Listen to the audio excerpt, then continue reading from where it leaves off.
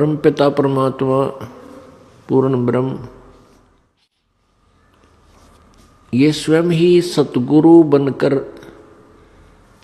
इस धरातल पर 120 वर्ष तक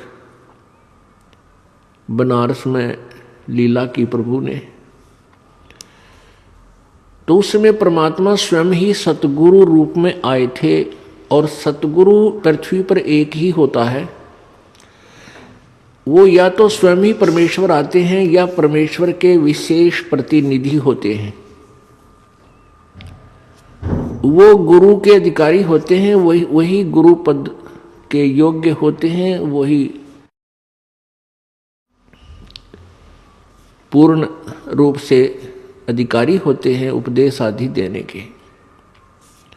तो जब परमेश्वर स्वयं आए हुए थे तो उसके विषय में कहते हैं कि गुरु गोविंद, क्योंकि सतगुरु पृथ्वी पर एक ही होता है। सतगुरु इसलिए कहा जाता है कि अन्य नकली गुरु बहुत होते हैं जो काल प्रेरित होते हैं,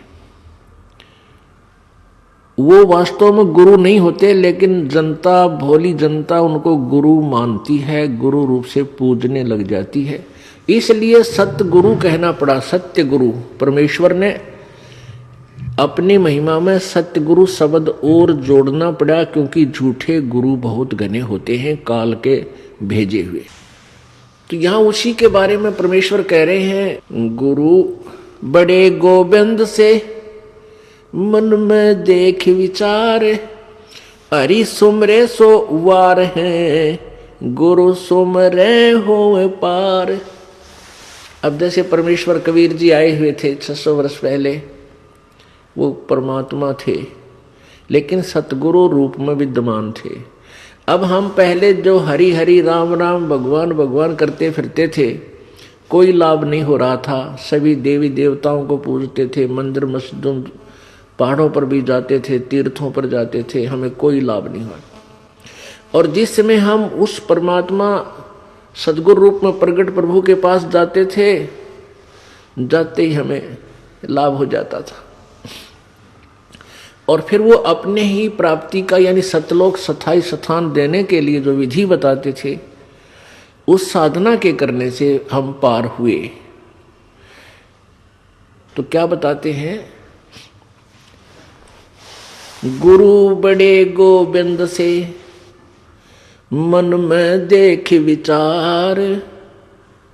अब सतगुरु यानी गुरु शब्द बहुत है, यदि नकली गुरु ना हो तो सतगुरु शब्द की भी आवश्यकता नहीं पड़े, यदि गुरु पूर्ण हो। तो यहां परमात्मा कहते हैं वो गुरु या सतगुरु रूप जो एक ही है, वो गुरु बड़े गोविंद से, नकली गुरुओं के ऊपर लागू नहीं होती। लेकिन परमात्मा की इस वाणियों को इन नकली गुरुओं ने अपने रोजी रोटी के लिए अपने ऊपर लगा करके भोली आत्माओं को पीछे लगा लिया। अब ये काल का भयंकर जाल है पुण्यात्माओं। परमात्मा स्वयं ही आकर के इस काल के जाल को यथार्थ रूप में हमारे सामने प्रकट करते हैं। तो यहां क्या बताया है कि गुरु बड़े गोविंद से मन में देख विचार, हरि सुमरे सो वार है। वार माने काल के जाल में उरली ओढ़ इसी तरफ, और गुरु सुमरे हुए पार। जो जैसे सतगुरु आए हैं, परमात्मा आए हुए थे, जिन्होंने अपने परमात्मा कबीर जी में रुचि की, उन्हीं के ऊपर आश्रित रहे, तो वो पार हुए। और जो सतगुरु छोड़कर भगवान भगवान राम राम कृष्ण कृष्ण राधे श्याम ऐसे रट लगाते फिरते थे, वो वार ही रह गए, क्योंकि उनको यथार्थ ज्ञान नहीं हुआ।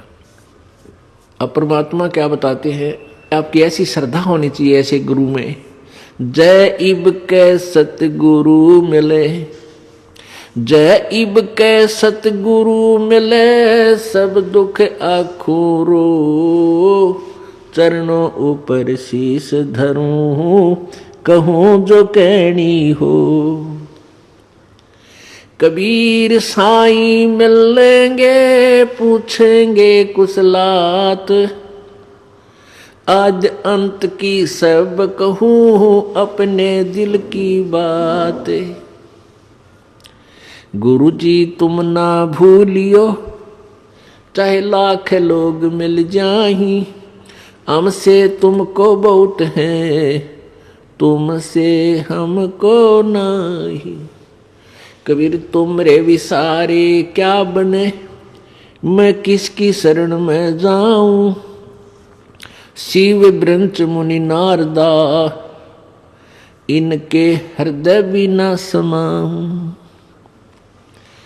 अब गुण किए तो बहुत किए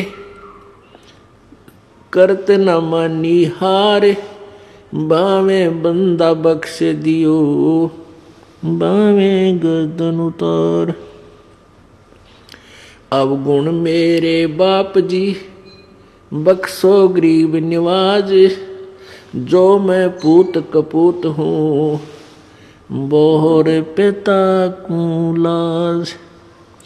मैं अपराधी जन्म का नख सिख बरे विकार, तुम दाता दुख भंजना मेरी करो संभार।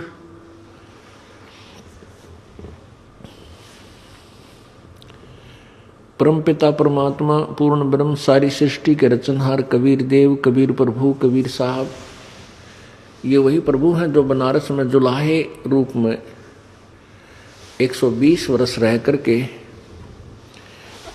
अपने यथार्थ ज्ञान को समझाकर सहशरीर आए थे, सहशरीर चले गए।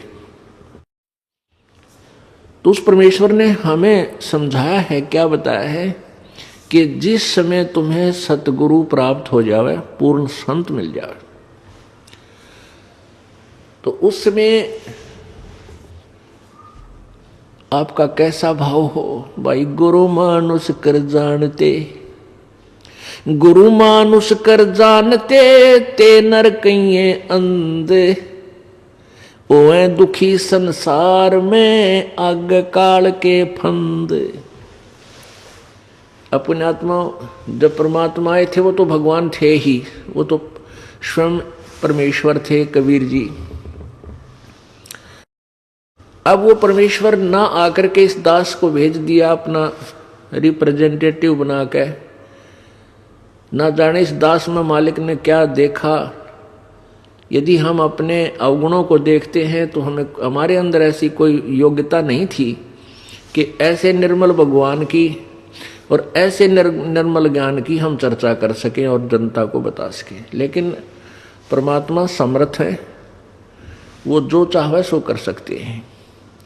वो मिट्टी से सोना बना सकते हैं और एक अयोग्य व्यक्ति को वो योग्य भी बना सकते हैं अपना काम लेने के लिए। तो उस परमात्मा ने अपने इस दास को भेजा। तो ये क्या बताना चाहते हैं कि आपका भाव अपने सतगुरु के प्रति भगवान तुल्य हो तब आप सफल होंगे। अपने आत्माओं, अब तो ये दास बैठा है, यदि यहाँ परमात्मा इसी मानव शरीर तो है ही उनका, क्योंकि बनारस में 120 वर्ष रहे, और अब भी वो आ जाते। जो हम चित्र देखते हैं प्रभु का, ऐसा चित्र नहीं है। वो तो ना जाने कितने स्वरूप हैं उस मालिक के, वो किसी भी रूप में आकर के अपना ज्ञान बताता है, अपनी प्यारी आत्माओं को अपने चरणों में लगा के भक्ति करवा के सतलोक ले जाता है। अब आज हम भगवान की तलाश कर रहे हैं, और परमात्मा क्या अनमोल वस्तु है, क्या अनमोल है, कितना उसके अंदर गुण है। यदि आज हमें वो मिल जाए, आपके सामने आ जाए, तो आपकी क्या स्थिति होगी। एक बार सोचना, जो भक्त आत्माएं हैं गहराई से सोचे। अब जैसे भूखे को भोजन सामने मिल जाए और निर्धन को सामने धन की थैली नजर आवे, तो कैसी तड़फ होगी उसकी। प्यासे को पानी मिल जावे तो कैसी श्रद्धा करेगा, टूट कर पड़ेगा उसके ऊपर। धन है तो ठाकर सीने का यूं देख कर भाग लेगा, छुपा जो कि तो इसने कोई देख ना ले। और सामने भोजन है तो ऐसी सब टूट के पड़ जाएगा, फटाफट खाएगा, अपनी जान बचाएगा। ऐसे ही हमें जब परमात्मा आज मिल जाए, आपके सामने आ जाए, क्योंकि हम उसी की तलाश में तो भटक रहे हैं, तो आपकी कैसी श्रद्धा होगी ये आप अपने अपने स्तर से सोच सकते हैं। अब वो भगवान यहां आ जाए, अरदास के स्थान पर बैठकर सत्संग करने लग जाए, क्योंकि ज्ञान तो देना ही पड़ेगा उन्होंने, तो आपकी कैसी भावना होगी। आंखों में आंसू हो, हृदय में प्यार हो, और कोई भी अवगुण हम भगवान में देख नहीं सकते, क्योंकि भगवान में अवगुण होता ही नहीं। तो यहां हम इसी दृष्टिकोण से परमात्मा के भेजे हुए इस दास को आपने ऐसे ही देखना है, ऐसे विचार रखने, ताकि आपकी आत्मा परमात्मा पाने योग्य बनी रहेगी, उसमें मैल नहीं आवेगा। अब जैसे हमने परमात्मा पाना है तो गुरु जी को भगवान स्वीकार करना होगा, परमात्मा को एज ए गॉड ट्रीट करना पड़ेगा, तब ही हम निर्मल होंगे, हमारे अंदर आधीनी श्रद्धा बनी रहेगी। अब एक गणित के अंदर एक प्रश्न आता है ऋण का, लोन का। उसमें क्या होता है कि मूल धन ज्ञात करना होता है, और वो मूल धन लाखों और करोड़ों की संख्या का होता है। उस लाखों करोड़ों की संख्या के मूल धन, मूल राशि को ज्ञात करने के लिए, प्राप्त करने के लिए हमने सपोज करना पड़ता है, मानना पड़ता है। मान लीजिए मूल धन 100 रुपये, उस 100 रुपये मूल धन को मानकर हम उस ओरिजिनल वास्तविक उस करोड़ों और लाखों वाले मूलधन को प्राप्त कर सकते, अन्यथा हम उसका कोई और हल कर ही नहीं सकते, उसको प्राप्ति कर ही नहीं सकते। इसी प्रकार वो परमात्मा तो अथाह है, बहुमूल्य है, उसकी कोई कीमत को नहीं, वो तो मालिक है, समर्थ है। उस समर्थ भगवान को पाने के लिए हमने गुरुजी को मानना पड़ेगा। ये भगवान मान लो, गुरुजी भगवान परमात्मा। तो इस दास को यानी अपने गुरुजी को परमात्मा मानने से एक छोटी सी राशि है 100 रुपये लाखों और करोड़ों की तुलना में, फिर भी उसके बिना वो लाखों और करोड़ों वाला मूलधन आपको प्राप्त नहीं हो सकता, कभी नहीं हो सकता। आप जी ने अपने गुरुजी को भगवान मान लेना चाहिए। और भगवान मानने के बाद फिर हमारी कैसी प्रक्रिया उनके सामने होगी। सामने भगवान खड़े हो तो आप क्या झूठ बोल दोगे? आप क्या जैसे कोई मर्यादा तोड़ के आया हुआ है, भाई शराब पी ली आदि था, बीड़ी पी गया या कोई और आन उपासना कर ली, किसी भी कारण से नाम खंडित किया है, यानी भक्ति मार्ग से भ्रष्ट हुआ है, और फिर यहाँ आता है। एक दो भक्त देखे हैं जर्दा खाते हैं, तम्बाकू खाते हैं, बीड़ी भी पीते हैं, और यानी मर्यादा को भंग भी करते हैं और आश्रम में आते रहते। तो उनको ये सोचना चाहिए कि आप कहाँ जा रहे हो, गुरुजी भगवान के पास जा रहे हैं। और परमात्मा अंतर्यामी होता है, सारी देख लेता अंदर से। ऐसे आपके मन में ये भावना होनी चाहिए। तो फिर आप जब गुरुजी को भगवान मान कर जाओगे तो आपके हृदय में ये भी होगा कि परमात्मा अंतर्यामी है और तेरे अंदर के दोष से परिचित है, इसलिए अपने दोष को उजागर कर दूं, बता दूं, उसका समाधान हो जाएगा, उसको दोबारा उपदेश दे दिया जाएगा। नहीं तो आता रहेगा, जाता रहेगा, व्यर्थ में अपना पैर घिसाई करता है, या कोई लाभ उस व्यक्ति को नहीं होगा। ये एक खेल का मैदान है, ये परमात्मा वाला अखाड़ा है, ये खेल का मैदान है। जैसे बच्चा खिलाड़ी खेल में सेलेक्ट होता है और सिलेक्ट होने के बाद उसको मर्यादा बताई जाती है कि तुम ये फाउल हो जाएगा यदि तुमने ऐसा किया तो, और वो खिलाड़ी फाउल हो जाता है, कोई नियम तोड़ देता है उसको फाउल कर देते, बाहर निकाल देते। इसी प्रकार आप जो मर्यादा भंग कर दोगे आप फाउल होगे तो आप वार कर दिए। और परमात्मा का ऑटोमेटिक संकेत है, वो ऑटोमेटिकली यानी स्वतः आप परमात्मा के मार्ग से दूर हो जाओगे, फिर आपको कोई लाभ नहीं होना। तो क्या बताते हैं प्रभु हमारे लिए ये अमृतवाणी छोड़कर गए हैं, गुरु मानुष कर जानते ते नर कहिए अंध, होए दुखी संसार में आगे काल के फंद। गुरु गोविंद दोनों खड़े किसके लागू पाए, बलिहारी गुरु आपना जिन गोविंद दियो मिलाए। अब देखो कितनी प्यारी वाणी है परमात्मा की। इसको समझना है कि एक तरफ गुरुजी खड़े हैं, दूसरी तरफ भगवान। आप किसके चरणों में लगोगे? स्वयं ही उसका उत्तर भी दिया है कि मैं तो अपने गुरुजी के चरणों में लगूंगा, क्योंकि उन्होंने ही मुझे भगवान मिलाया है। गुरुजी नहीं होते तो भगवान सौकोश था मेरे तक। अब जैसे एक एग्जाम्पल देते हैं, उदाहरण आपको देते हैं। जैसे हमने जल को समझ लिए भगवान, एक प्यासे को जल की आवश्यकता है, तो हम प्यासे हैं प्रभु के, हमें उस प्रभु रूपी जल की आवश्यकता है। तो जल तो समझो भगवान, और एंड पंप समझो गुरु। एंड पंप जो नल होता है, जैसे हाथ से चलाते हैं उसको समझो एक, ये तो हमारे गुरु हैं, और उन्होंने पानी मिला दिया, हमें पानी प्राप्त करा दिया।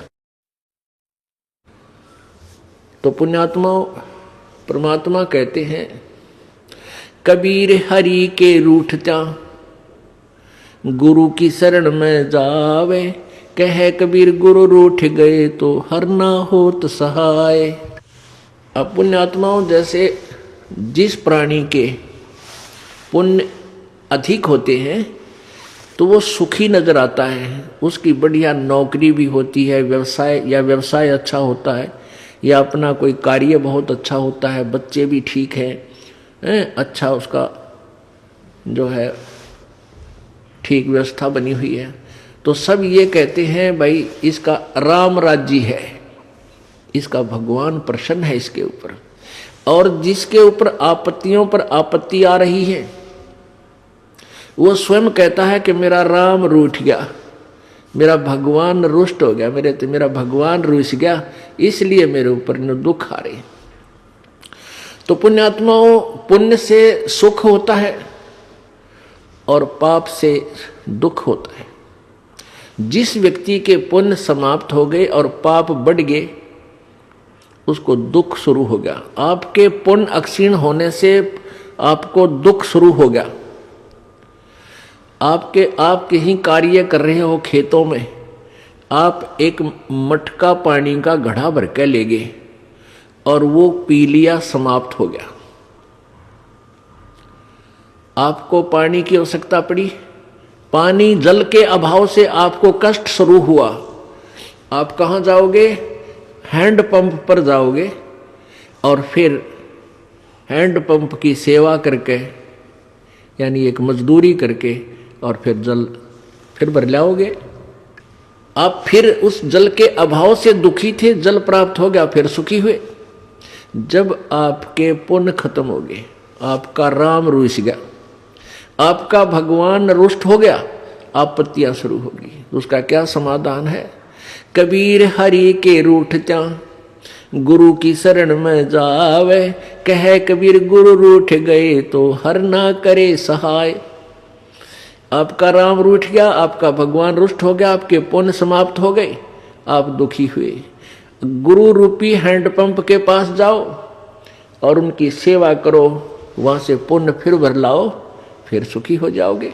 यदि आपने हैंडपंप ही खराब कर लिया, वो ही तोड़ दी उसकी हथली हथी, तो आपको जल नहीं मिलेगा। यानी आपके गुरुजी रुष्ट हो गए तो भगवान मदद नहीं करेगा, वहीं से कनेक्शन कट जाएगा। उससे पहले जितना जल आपको प्राप्त हो गया उसको कितने दिन पी लियो। आप जब इस गुरुजी दास के शरण में आते हो,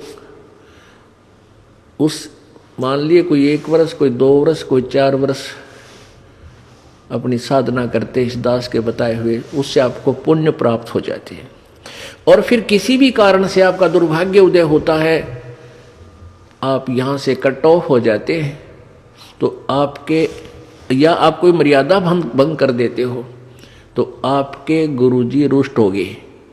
गुरुजी रुष्ट हो गए तो वो हैंडपंप खराब हो गया। जितना जल तुझे प्राप्त हो चुका, यानी जो पुण्य तुझे मिल चुके, वो हो सकता है आपके काफी समय तक चल सकते हैं, लेकिन जब वो क्षीण हो जाएंगे फिर आपकी दुर्गति प्रारंभ हो जाएगी।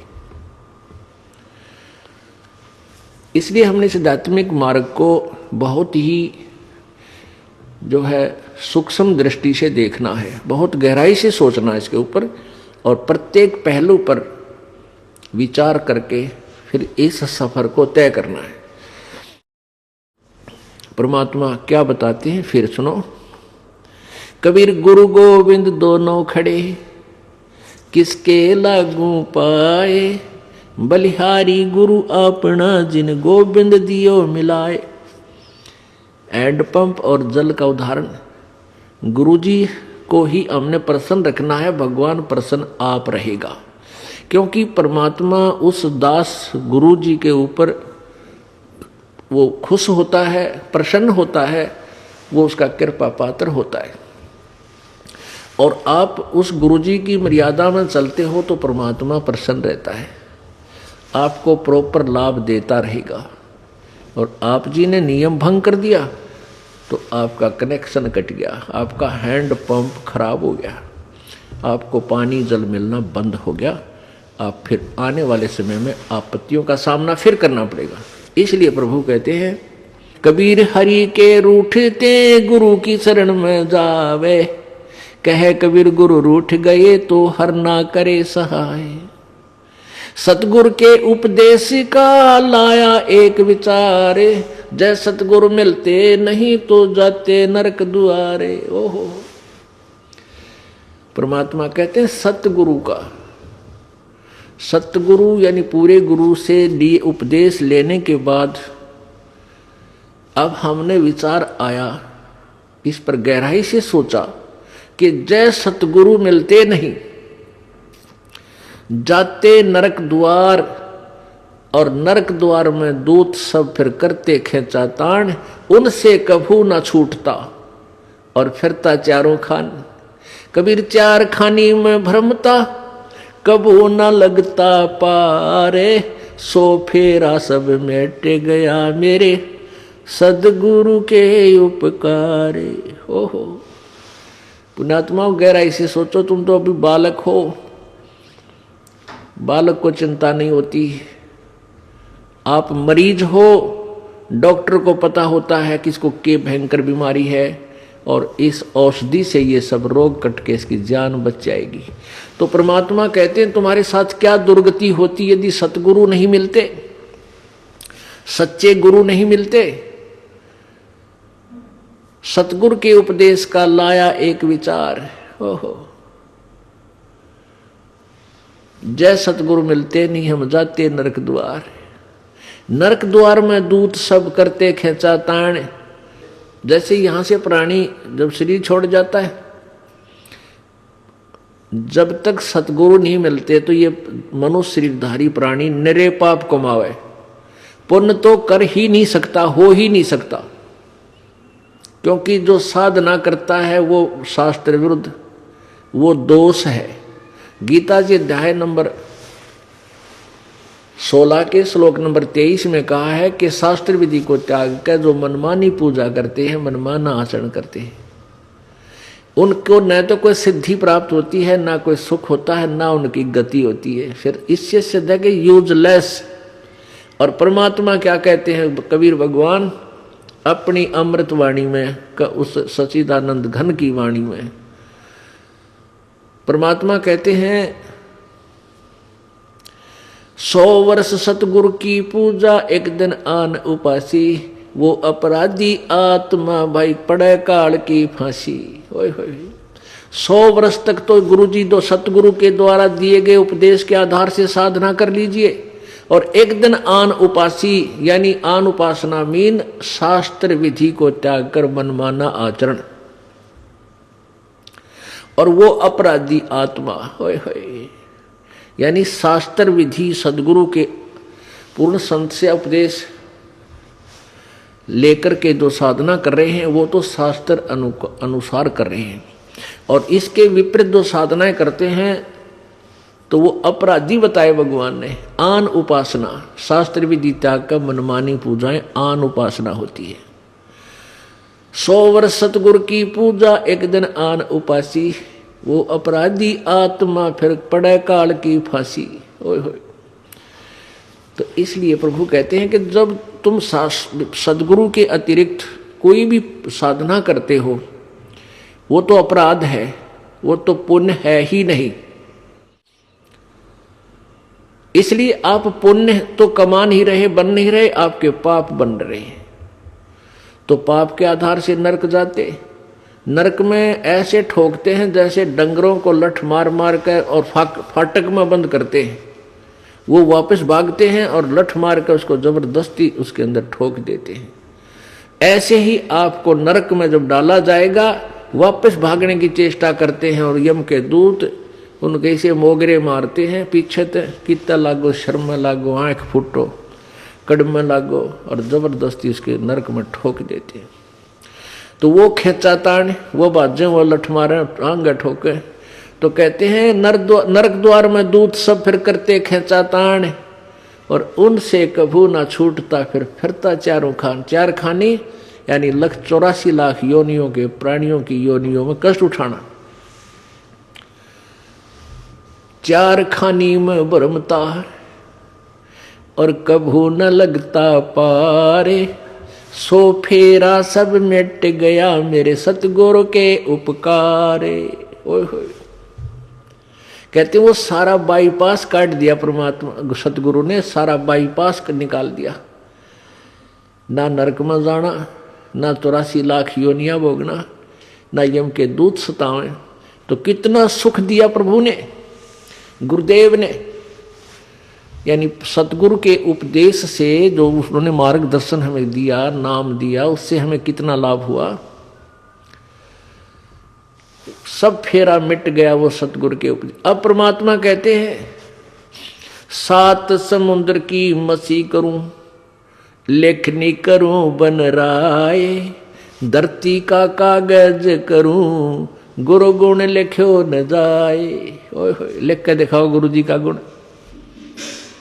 अब इस उपकार का गुण लिख कर दिखाओ। कहते 7 समुद्र की इंक बना लूं, स्याही, और सभी वन जितने भी वृक्ष पेड़ पौधे इनकी काट काट कर छोटी छोटी कलम बना लूं। एक पेड़ में 1,00,000 कलम बन जा, और समुद्र की इंक देखो कितनी, और धरती जितना कागज हो। कहते ये भी छोटा पड़ जाए, सब समाप्त हो जाए, घिस जाए कलम सारी, गुरु गुण लिखो न जाए।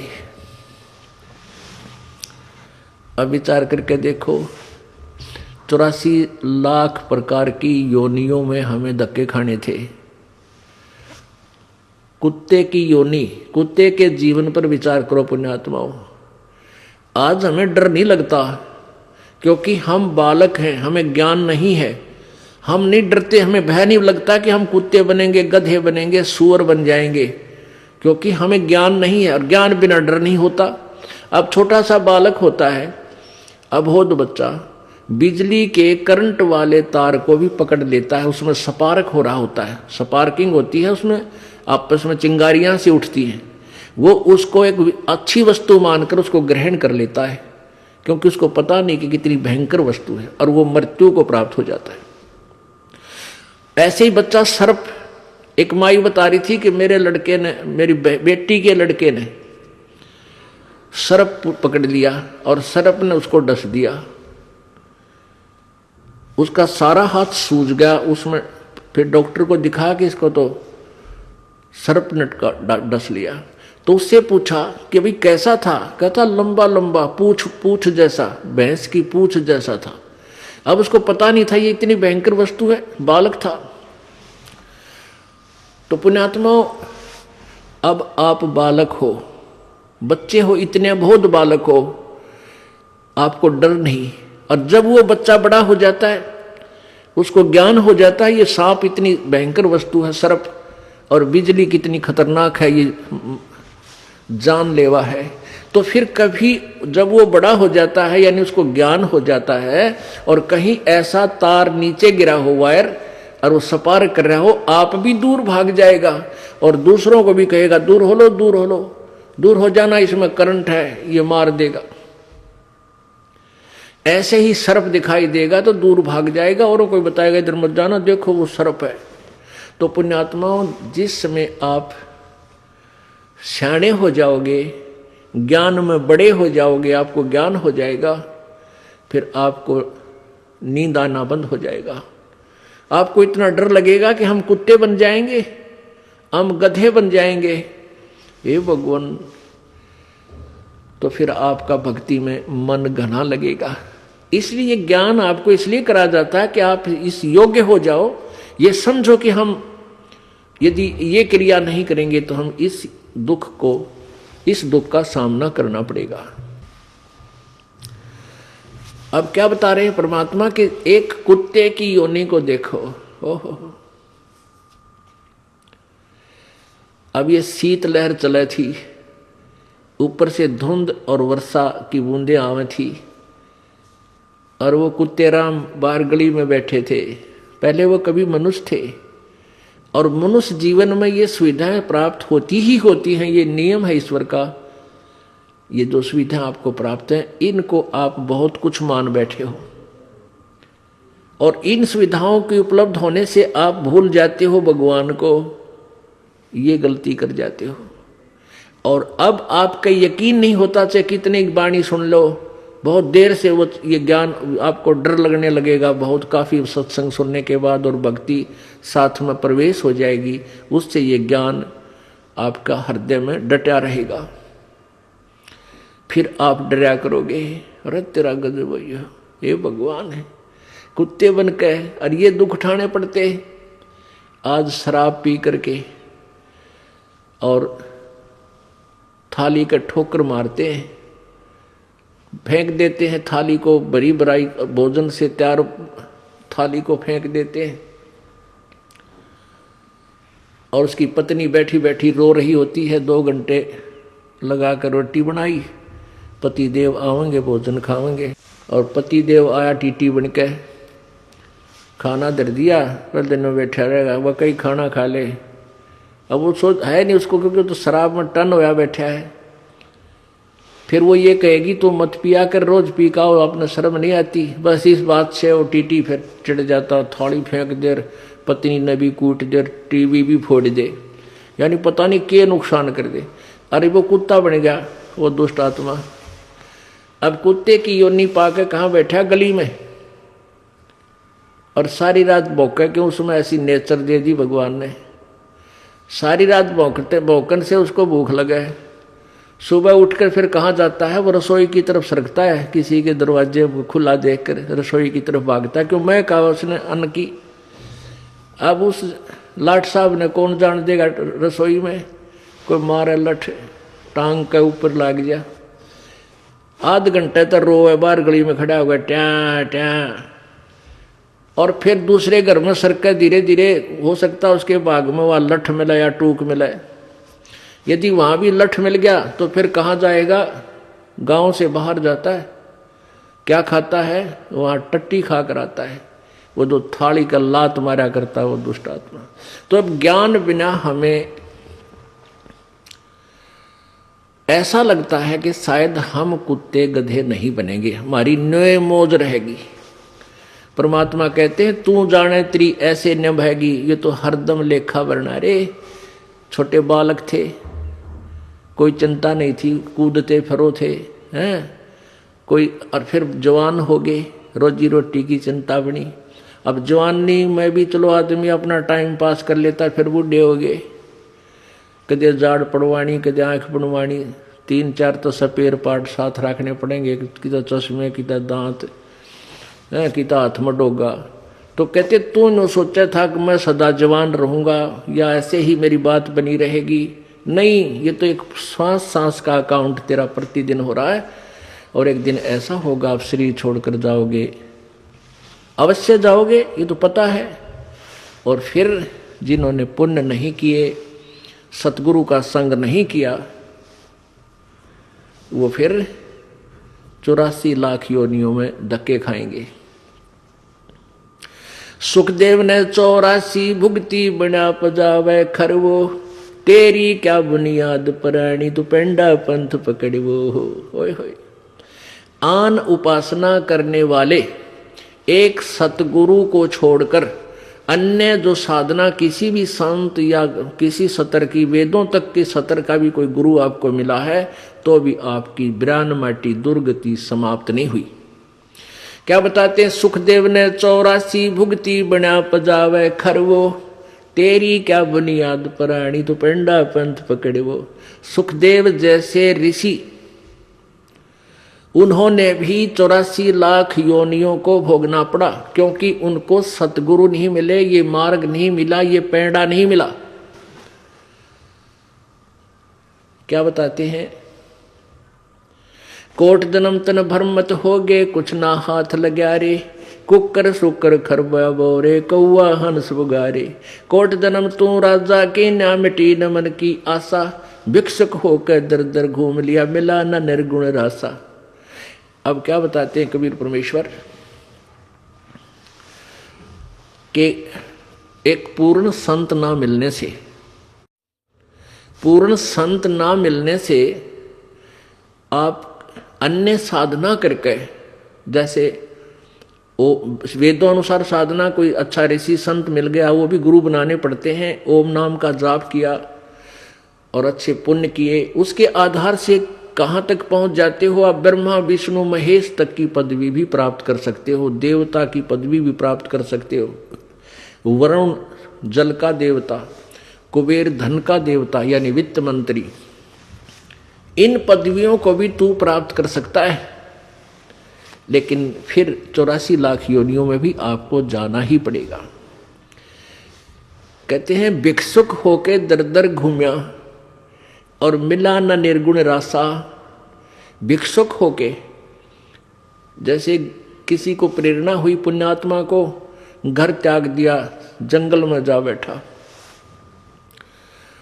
वहां से क्या करते थे कि जंगल से गांव में आते थे, नगर में, वहां से एक बार भिक्षा मांग लेंगे और शाम न खा ली और सुबह भी वही रख दी, सुबह बासी जैसी मिली वो खा ली, और फिर भी बच गई तो उसको कहते सुखा लेते थे। शाम ने फिर उसी में थोड़ा बहुत खा के काम चला लिया। इतनी साधना भी की कि कहीं तेरी भक्ति में बाधा ना पड़े, थोड़ा खा करके अपनी भक्ति करता रहो। उस भक्ति के आधार से इतने इंद्र कुबेर ईश की पदवी, स्वर्ग का राजा इंद्र भी बन गया तू।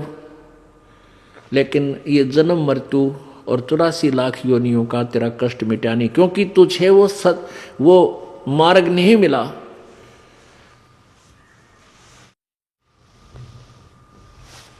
क्या बताते हैं? युगन युगन की वासना हुई इकट्ठी आन, निर्मल कैसे होएगा तेरा सतगुरु लगे न कान। इसलिए परमात्मा कहते हैं कि सुखदेव ने 84 भुगती, इतनी अच्छी साधना करने वाला व्यक्ति भी 84 लाख योनियों में गया। सुखदेव जी ने आप बीती बताई कि भाई बहुत झंझट है इस संसार, इस जो है संसार में। एक बार मैं गधे की योनि भोग रहा था और मेरे स्वामी ने मुझसे इतना कार्य लिया, इतना कंजूस था वो, जिसके कारण मैं बहुत प्यासा रहा, अंधा हो गया।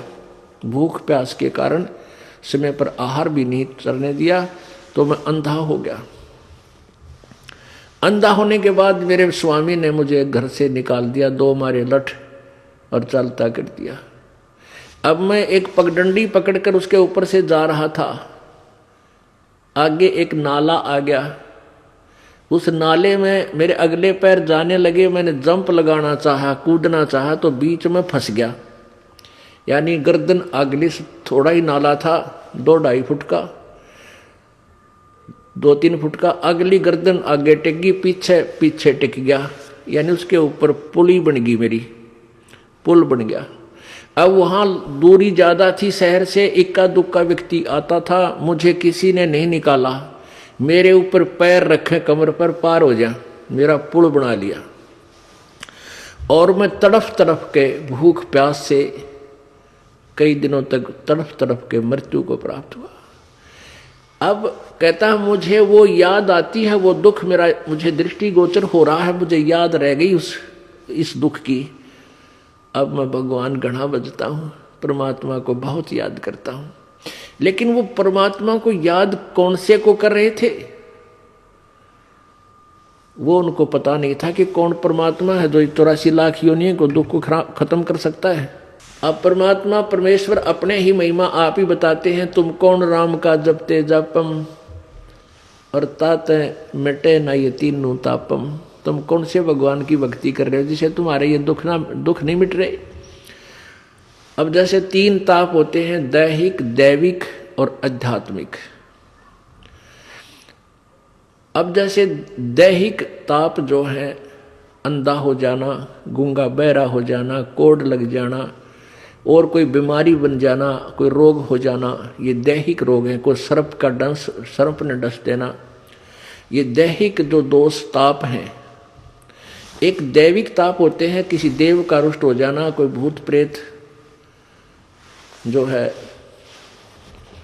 की पीड़ा से दुखी होना, ये दैविक ताप होते हैं।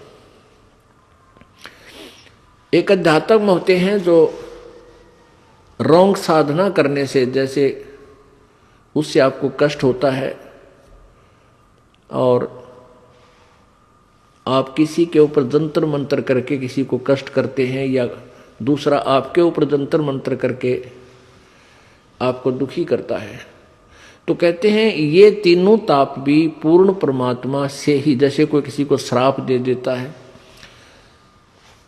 तो ये तीनों ताप तुम्हारे कभी समाप्त नहीं हो सकते, क्योंकि तुम उस पूर्ण परमात्मा की साधना नहीं कर रहे। अब प्रसंग चल रहा था कि 7 समुद्र की मसी करूं, लेखनी करूं बन राय, धरती का कागज करूं, गुरु गुण लिख्यो न जाए। अब एक कुत्ते की योनि में कितना कष्ट, और ऐसी कुत्ते ही की योनि मनवा के जीवन मनमाना आपको कई भोगने पड़ जा। फिर गधे की शरीर में आपको कितना कष्ट, और फिर बैल के शरीर में कितना कष्ट। नर से तू पशुआ की जय, गद्धा बैल बनाई, ये 56 भोग कहाँ मन बोरे है, कित कुरडी चुगने जाई। सिर पर सींग दिए मन बोरे, धूम से मच्छर उड़ावे, कांधे जुआ जोते कुआ, फिर जौ का भुस खावे। फिर पीछे तू खर की जगह, कुरडी चुगने जावे, टूटी कमर पजावे, चढ़े तेरा कागा मांस गिलावे। अपने आत्माओं, ये बातें जो परमात्मा ने स्वयं आकर के हमें सुनाई है, कही है, ये कोई बालक नहीं थे वो कि वैसे ही कह सुन गए, नहीं। इनके ऊपर आपने बहुत गहराई से सोचना पड़ेगा। क्या बताते हैं कि आदमी जो सत भक्ति नहीं करता तो फिर क्या होगा, सतगुरु नहीं मिलते।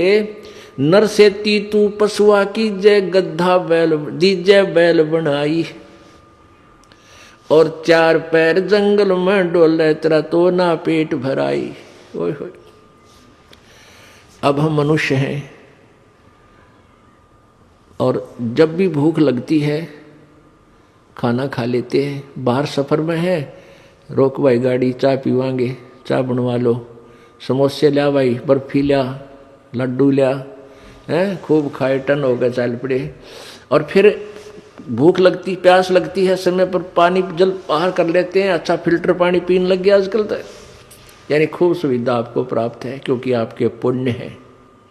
इन पुण्यों को वर्तमान में प्राप्त पुण्यों को पूर्व जन्म के जो पुण्य है, इन कितना खराब कर, कितना सदुपयोग कर चाहे दुरुपयोग कर, ये तो सारे मिलेंगे तुझे।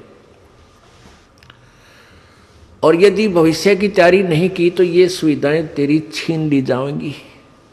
भविष्य की तैयारी कैसी होगी वो विधि बताई जाती है कि पूर्ण गुरु के बिना कोई भी भक्ति साधन आपका सफल नहीं हो सकता, कोई भी भक्ति सफल नहीं हो सकती। पूर्ण गुरु की तलाश करो, उनके मर्यादा में रहो, आपका जीवन गारंटीड सफल होगा। ये नियम है, मालूम का अवश्य होगा। और ऐसा ना करने से तो क्या कष्ट होगा। नर से तू पशुआ की जय, दीजय बैल बनाए, चार पहर जंगल में डोले, तेरा तो ना पेट भरे। इस दास का जन्म किसान परिवार में हुआ और खूब परिचित हम बहल के जीवन से। अब क्योंकि परमात्मा के रोशनी में दिखाई देने लगा कि वो कितना दुखी हुआ होता है ये प्राणी। अब बैल बन गया, भूख लगी है, मुंह का बोल के नहीं सुना सकता, प्यास लगी है, मुख से बोलकर नहीं बता सकता। एक समय हमारे एक बैल था, हम छोटे से थे। उस बैल के पिछले पैरों के खुरों के बीच में एक कील लगी, एक इतनी लंबा लोहे की कील थी और वो पिछले पैर में घुस गई। सुबह अंधेरे में हाली लेकर गया था खेतों में, तो किसी ने वो कील कंडम समझ के गली में फेंक दी और वो बैल के पैर में चल गई। अब बैल डले पत्थर कंकर लग के वो अंदर घुस गई, कती ऊपर कुछ नहीं दिखे और पैर से बैल लंग करने लगा, लंगड़ाने लगा। तो आली आपस में ये विचार किया करते थे, भाई बैल के कभी ऐसे लंग हो जाती है तो क्या बताया करते कि उसको रोकना नहीं चाहिए, बैल को काम लेते रहना चाहिए, क्योंकि उसकी नस पर नस चढ़ गई है और नस पे नस चढ़ जाने से, रोक देने से वो ज़्यादा हानि होती है, चलते रहने से वो ठीक हो जाता है। इस दृष्टिकोण से हाली ने सोचा कि इस कैर नस पे नस चढ़ गई, पैर की नाड़ी पर नाड़ी चढ़ गई और इसको चलाते रहना। शाम तक चलाते रहा, बैल ने ना चारा चरा ना जल पिया और शाम तक पैर सूज गया, सोजन आ गई। शाम ने आके खड़ा हो गया, एक 3 पैरों से चल रहा बेचारा, आते ही बैठ गया, सुबह उठा नहीं, इतनी पीड़ा थी उसको। अब पहले पुराने समय में 40 वर्ष पहले एक ऐसे ही वहाँ ट्रीटमेंट होया करते गाँव में। कोई व्यक्ति बुलाया, उसने कहा कि इसके गोड्डे में बा आ गया घुटने पे, वहाँ गर्म पट्टी जैसा भी उसकी औषधि थी वह तैयार, उसकी ट्रीटमेंट शुरू कर दिया। अब कीला गिरी पैर में, घुटने उस खुरों में, और ट्रीटमेंट हो रहा घुटने का। अब वो बोल के नहीं बता पा रहा मेरा पीड़ा कहाँ है। और जब वो मनुष्य शरीर में होगा, वो खूब आंडी पाक रहा था, अन्यों कहता होगा कि उसने देखा भगवान, देखी जाएगी, फिर देख, फिर क्या देखेगा, गधा बने पाछे, बैल बने पाछे। अब क्या तू क्या देखेगा, हमने तो अब देखना है जो मनुष्य शरीर है, और संतों की वाणी पर अटल विश्वास करके अपना कल्याण करवा लेंगे तो जान बचेगी। 1 महीने के तक वो बैल सूख गया, चारा भी छोड़ दिया उसने, खाना थोड़ा बहुत खावे कभी ना खाए, पीड़ा में। और ये बता नहीं पा रहा मेरा पीड़ा है कहाँ। वो अपने आप पक के, वो कील जहाँ लगी थी अपने आप पक के फूटा, उसमें से मवाद निकलन लगा। जब ध्यान गया को हो तेरे किसके तो खुरों में कोई गड़बड़ है। फिर उसमें हाथ पर छेड़ा छाड़ी करी, एक व्यक्ति बुलाया, उसने औजार से देखा अगर इसमें कील लगी है, वह कील पर निकाली, इतनी लंबी निकली, तब वो बैल स्वस्थ हुआ। तो पुण्यात्माओं, उस नालायक ने सोची भी ना थी कभी तेरी ये दुर्गति हो जाएगी। लेकिन ठीक है, हमें ना पता हो पर संत बतावें, सतगुरु बतावें आकर के, सब सदग्रंथ गुणगावें, तो विचार हमने करना चाहिए। तो ऐसा दुख फिर क्या बताते हैं कि सिर पर सींग दिए मन, 4 पहर जंगल में डोला तेरा तो ना उधर बरे। अब तो समय मिलते ही, भूख लगते ही खाना खा लेते हैं। अब परमात्मा का भंडारा चलता है यहाँ पर फ्री ऑफ कॉस्ट है। कितनी बार भोजन पाओ, दिल करे जब चाह की भरा कप पर बैठ कर पीने लग जा। कहीं भी आप घर पे हो, भूख लगती है तभी कहते हो रोटी लाओ, खाना भूख लगी है, चाय बना लो, चाय पी ले, दूध लाओ हैं। और कोई त्यौहार है, ब्याह शादी है, लाडू बर्फी जलेबी खूब डट कर खाओ। लेकिन परमात्मा कहते हैं फिर इस भक्ति ना करने से, सदगुरु की शरण में ना जाने से, नर से तीतू पशुआ की जय, दीजे बैल बनाए, 4 पहर जंगल में डोले तेरा तो ना पेट भराए। ओहो, 4 पहर यानी सुबह से लेकर शाम तक। सुबह 6 बजे ले जाते थे, शाम को 6 बजे, 12 घंटे खेत में रहेगा तेरा तो पेट नहीं भरा, क्योंकि भूख लगी होगी।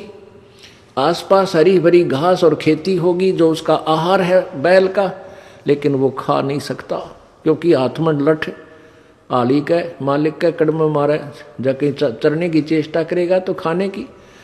समय पर पानी मिलेगा 2 टाइम, मुश्किल से प्यासा मर चाहे भूखा मर।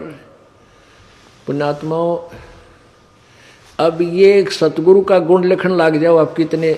एक कुत्ते के जीवन को लिखो, फिर गधे के जीवन को लिखो, फिर बैल के जीवन में क्या क्या कष्ट आते हैं वो लिखो। और चीटी हाथी 84 लाख कहते हैं, इन सब से बाईपास निकाला मेरे सतगुरु ने। फिर क्या बताते हैं कि सिर पे सींग दिए मन बौरे, और दूम या पूछ होती है, पूछड़, इस पूछड़ ते मच्छर हटा। अब जैसे आज वर्तमान में तो बहुत सुविधा होगी, ये ऑल आउट लगा लेते हैं भाई, मच्छरदानी ला ली मच्छरों से बचने के लिए, और गर्मी से बचने के लिए पंखा, कूलर, एसी, पता नहीं कितनी व्यवस्था होगी आज। और परमात्मा बंदी छोड़ बताते हैं कि यदि तूने मालिक याद नहीं किया, सिर पे सींग दिए मन बौरे, और एक धूम तो मच्छर उड़ा। अब वो धूम है ना तेरी, वो तो तेरा कूलर, और वो ही तेरा पंखा, और वह मच्छरदानी। और एक आधे कर्महीन की वह धूम भी कट जाती है, कीड़े पड़ जाए उसमें, वह काटनी पड़े, वह रह जाती है फिर 8-9 इंच की। और फिर उसने ऐसे करता बैठा बैठा, वो सुविधा भी छंदी कर्महीन प्राणी की कि थोड़ी बहुत लंबी धूम होती तो मच्छर उठा लेता थोड़े बहुत। अब कर्महीन के वह धूम भी कट गई। तो जितने पाप करेंगे हम, उसी की एवरेज में, उसी की रेशो में, प्रत्येक योनि में उतना ही कष्ट। पहले तो गधा और ऊपर तो अंधा, तो कितने पाप किए होंगे उस प्राणी ने।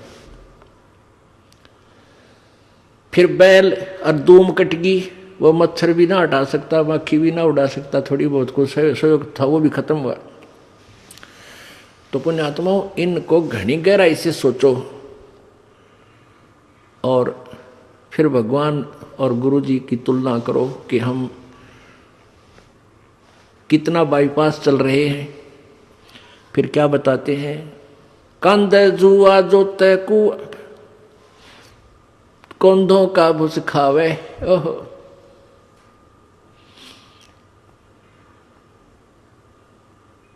कंध है जुआ जोते कुआ, रहट में जोड़ देते। हरट होता था पहले पुराने समय में सिंचाई का साधन, कुएं में एक चैन सी डालकर उसके बाल्टियां वेल्ड कर देते थे, और एक कुल्लू की तरह उसको घुमाते थे, बैल जोड़ देते थे, और उस पुली घूमती थी, उसमें से जल बाहर निकलता था, बाल्टियां भर के नीचे से आती थी, ऊपर डाल एक ऐसा परनाला सा होता था, उसमें डल जाती नाली में, और वो आगे खेतों में जाता था।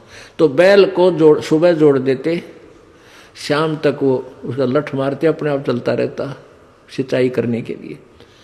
तो क्या बताते हैं, और फिर उसको भूख लगती तो उस समय, पुराने समय की बातें हैं, ये गेहूं का चारा नहीं था, जौ होया करते जौ, और जौ के भूस में इतने तीखे उनके पत्ते होते हैं, नोकेले से, तुस बोलते हैं उनको, कांटे से, और वो तूड़े में होते थे उस भूस में, और वो बैल खाता था। जौ के भूस को बैल जल्दी से खाएगा नहीं, वो तो जब खाएगा जब उसको ये दिख ले तेरी मृत्यु होगी, भूखा मर गया, तब उसको खाता है, और कट्टे मुंह में चुभते हैं, अरे से मुंह करता है, धीरे धीरे। हमने खूब देखा ऐसा। तो पुण्यात्माओं, वो दुख उस प्राणी ने कैसे ले लिया? क्योंकि सतगुरु शरण में नहीं गया। मनुष्य जब जीवन था वो भक्ति की को ना। तो ये सारी बातें याद आपको दिला करके आपके हृदय में परमात्मा की भक्ति प्रवेश करने योग्य बनाया जा रहा, ताकि आप दृढ़ता से, और डर के, भय बिन भक्ति नहीं होती, और भय ज्ञान से होता है। जैसे बच्चे को ज्ञान हुआ सर्प का, तो फिर वो डरने लगा, उससे जान बचा ली। ऐसे ही हम आपको ज्ञान करा रहे हैं, आपको ज्ञान हो जाएगा तो आप इन पापों से उल्टे हटोगे, और आपका जान बचेगी। जान बचेगी मतलब आपका मोक्ष हो जाएगा, 84 लाख योनियों के कष्ट से आप बच जाओगे। आपके हृदय में परमात्मा की भक्ति प्रवेश करने योग्य बनाया जा रहा, ताकि आप दृढ़ता से, और डर के, भय बिन भक्ति नहीं होती, और भय ज्ञान से होता है। जैसे बच्चे को ज्ञान हुआ सर्प का, तो फिर वो डरने लगा, उससे जान बचा ली। ऐसे ही हम आपको ज्ञान करा रहे हैं, आपको ज्ञान हो जाएगा तो आप इन पापों से उल्टे हटोगे, और आपका जान बचेगी। जान बचेगी मतलब आपका मोक्ष हो जाएगा, 84 लाख योनियों के कष्ट से आप बच जाओगे। सतगुरु के उपदेश का अब फिर विचार करो इसी बात पर। लाया एक विचार, जय सतगुरु मिलते नहीं, जाते नरक द्वार। नरक द्वार में दूत सब करते खेचा तान, उनसे कबू ना छूटते फिरते चारों खानी। चार खानी में भ्रमते कबू न लगते पारे, सो फेरा सब मिट गया हमारे सतगुरु के उपकार। सात समुद्र की मसी करूं, लेखनी करूं बन राय।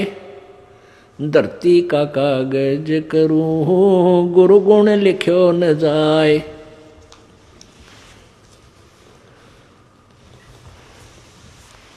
गुरु मानुष कर जानते, ते नर कहिए अंध। ओए दुखी संसार में, आगे यम के फंदे। और जब आपको सतगुरु मिल जाते हैं, आपका कैसा उनके प्रति व्यवहार हो, गुरु से अधिक ना कोई ठहराई, मोक्ष पंथ नहीं गुरु बिन पाई। अब परमात्मा कहते हैं कि गुरु जी के बिना आपका कोई भी भक्ति मार्ग सफल नहीं हो सकता। उसके लिए उदाहरण भी दे रहे हैं। उसके लिए उदाहरण देते हुए परमात्मा बता रहे हैं कि तुम राम और कृष्ण जी को तो बहुत बड़ा मानते हो, उन्होंने भी गुरु बनाए। श्री कृष्ण जी ने दुर्वासा जी को, और श्री रामचंद्र जी ने वशिष्ठ जी को गुरु बनाया। क्योंकि श्री कृष्ण जी के जो संदीपनी गुरु थे वो अक्षर ज्ञान कराने वाले थे, जैसे बच्चे को पढ़ाई सिखाया करें, क ख ग घ ङ। और दुर्वासा जी उनके आध्यात्मिक गुरु थे श्री कृष्ण जी के, और वशिष्ठ जी श्री रामचंद्र जी के आध्यात्मिक गुरु और साथ में अक्षर ज्ञान गुरु दोनों ही थे। तो क्या बताते हैं कबीर, राम कृष्ण से कौन बड़ो, उन्हों भी गुरु कीन। तीन लोक के वे धनी, गुरु आगे अधीन। राम कृष्ण बड़ राम कृष्ण बढ़ती पुर राजा, तीन गुरु बंद की निज काजा। राम कृष्ण बढ़ती पुर राजा, इन तीन लोक के राजा हैं, तीन लोक में ये सबसे बड़े हैं। और इन्होंने भी गुरु जी की वंदना करके अपने सभी कार्यों को किया, गुरु जी की ही शरण देकर के गुरु बनाकर ही उन्हीं की आज्ञा अनुसार अपने सब कार्य किए। अब ये विचार कर लेना चाहिए, जब राम और कृष्ण जिनको हम भगवान मानते थे उन्होंने भी गुरु बनाकर यहाँ से पीछा छुटवाया, तो आप कौन से खेत की मूली हो के अपना गुरु बनाओ और पार हो जाओगे? क्योंकि दरिया से पार होने के लिए नौका की आवश्यकता पड़ेगी ही पड़ेगी। अब आपको गुरु जी की महिमा बताई जा रही है। गुरु मानुष कर जानते ते नर कहिए अंध। अब आपको उदाहरण भी बताया था कि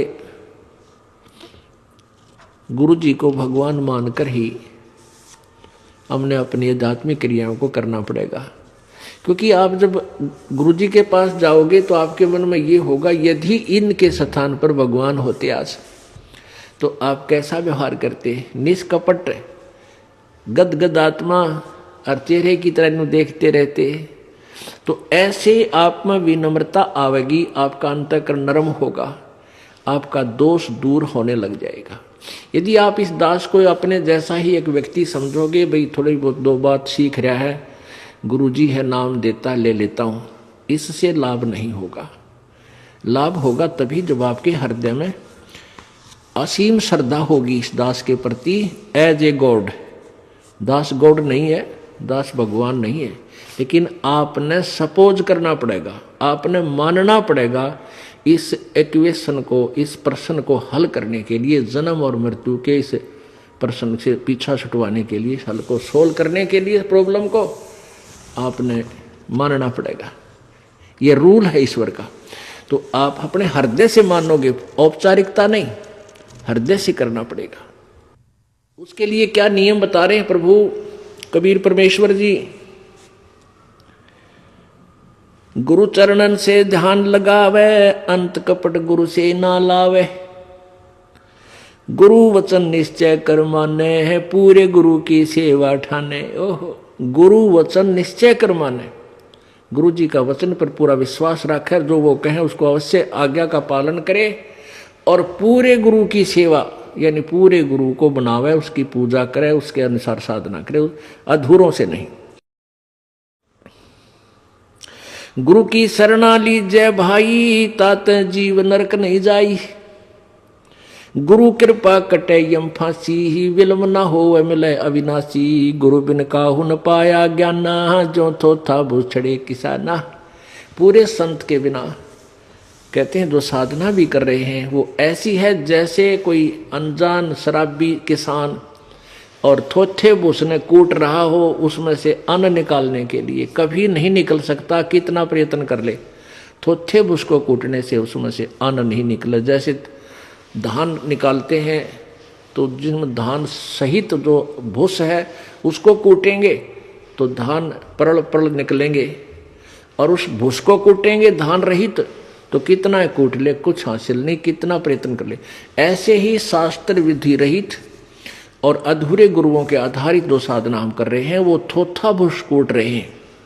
गुरु बिन काहू न पाया ज्ञाना, जो थोथा भूस छड़े किसाना। तीर्थ व्रत और सब पूजा, गुरु बिन दाता और न दूजा। नौनाथ 84 सिद्धा, गुरु के चरण सेवे गोविंदा। गुरु बिन प्रेत जन्म सब पावे, वर्ष संसर गर्भ सुरहावे। गुरु बिन दान पुण्य जो करही, मिथ्या होव कदे ना फल ही। गुरु जी के बिना आप कोई भी दान पुण्य करते हो मिथ्या होगा, कभी नहीं फलेगा। गुरु बिन भरम न छूटे भाई, कोट उपाय करो चतुराई। गुरु के मिले कटे दुख पापा, जन्म जन्म के मिटे संतापा। गुरु के चरण सदा चित दीजय, जीवन जन्म सफल कर लीजय। गुरु भक्ता मम आत्म सोई, वाके हृदय रहूं समोई। ओए होए, अब फाइनल फैसला कर दिया गुरु जी परमात्मा ने, कबीर जी ने, कि गुरु भक्ता मम आत्म सोई। जो गुरु जी का सच्चा भक्त है, जैसी लगन गुरु जी में है, उसकी सच्ची श्रद्धा गुरु जी के ऊपर है, तो गुरु भक्ता मम आत्म सोई, वो मेरी आत्मा है, वो मुझे प्यारा लगता है जो गुरु जी के साथ निष्कपट भाव से सच्चा भक्त है उसका। गुरु भक्ता मम आत्म सोई, वाके हृदय रहूं समोई, मैं उसके हृदय में समाया रहूंगा। जब तक आपके हृदय में प्रभु समाये रहेंगे तो आपकी श्रद्धा भगवान में बनी ही रहेगी। आपके मन में जरा सा भी मैल दास के प्रति आएगा किसी भी पॉइंट से, भगवान वहां से हट जाएगा। जब भगवान का पंजाब से हट गया तो आप नदी को बद सोचोगे, सारी उल्टी भावना बन जाएंगी। आज ये दास आपको अच्छा लगता है, फिर आपको दुश्मन दिखाई देगा, क्योंकि काल प्रवेश कर जाएगा। जब आपका नाम खंड हो जाएगा, ये पहली पहचान होगी, आपकी रुचि नहीं बनेगी इस दास में। उसका तरीका यही है कि फिर आपको ज्ञान है भगवान का तो फिर आइए, और किसी भी कारण से आपका नाम खंडित है, उपदेश दोबारा मालिक के चरणों में विनती कीजिए और उपदेश पुनर्प्राप्त कर लीजिए, फिर आपका फिर कनेक्शन जोड़ देगा। बहुत दयालु है प्रभु। गुरु भक्ता मम आत्म सोई, वाके हृदय रहूं समोई, 68 तीर्थ भ्रम भ्रम आवे, सो फल गुरु के चरणा पावे। 68 तीर्थों में भ्रम भटक कर आवे, इससे अच्छा एक ही गुरु के चरणों में आने से आपको वो सभी लाभ, सब लाभ मिल जाए। वहां तो कोई लाभ है ही नहीं। तीर्थों पर भ्रमण करते हैं, कोरे पाप कमावे, कोई पुण्य नहीं है। लेकिन हम भ्रमित कर दिए, वहां नहाने से ऐसा होगा, वहां नहाने से ऐसा होगा, तो परमात्मा उसी दृष्टिकोण से उदाहरण देकर आपको समझाते हैं। क्या बताते हैं? 10वां अंश गुरु को दीजिए, जीवन जन्म सफल कर लीजिए। 10वां अंश अपनी कमाई का, नेक कमाई का 10वां अंश दान में लगावा, गुरु जी को देवे, जीवन जन्म सफल कर लीजिए।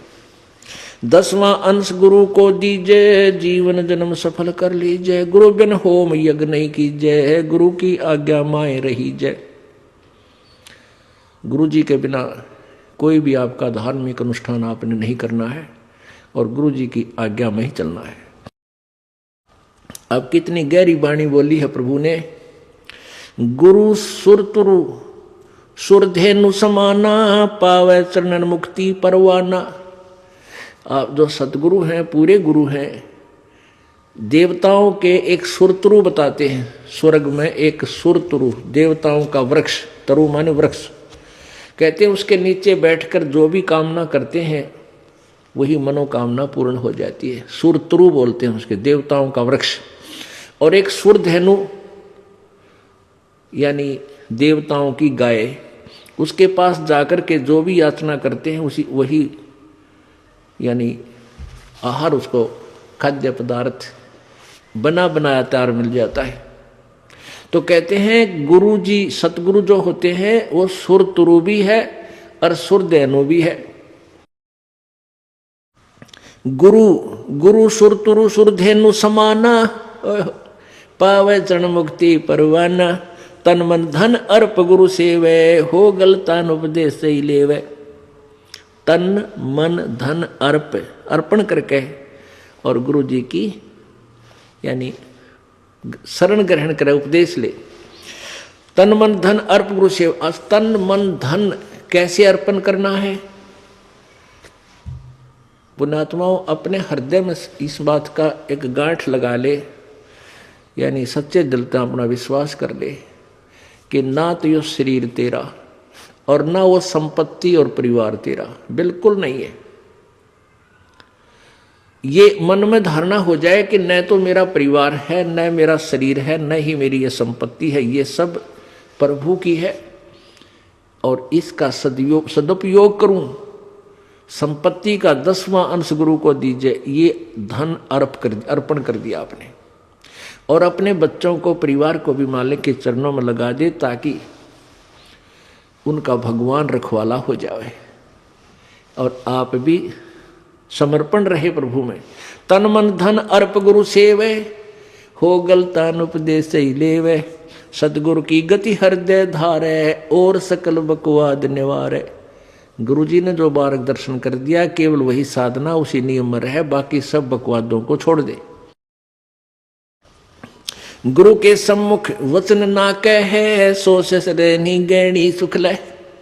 गुरु के सामने अपनी नहीं चलावे तगड़मबाजी, क्योंकि आपको वो ज्ञान नहीं हो सकता जो इस दास पर कृपा मालिक ने कर रखी है।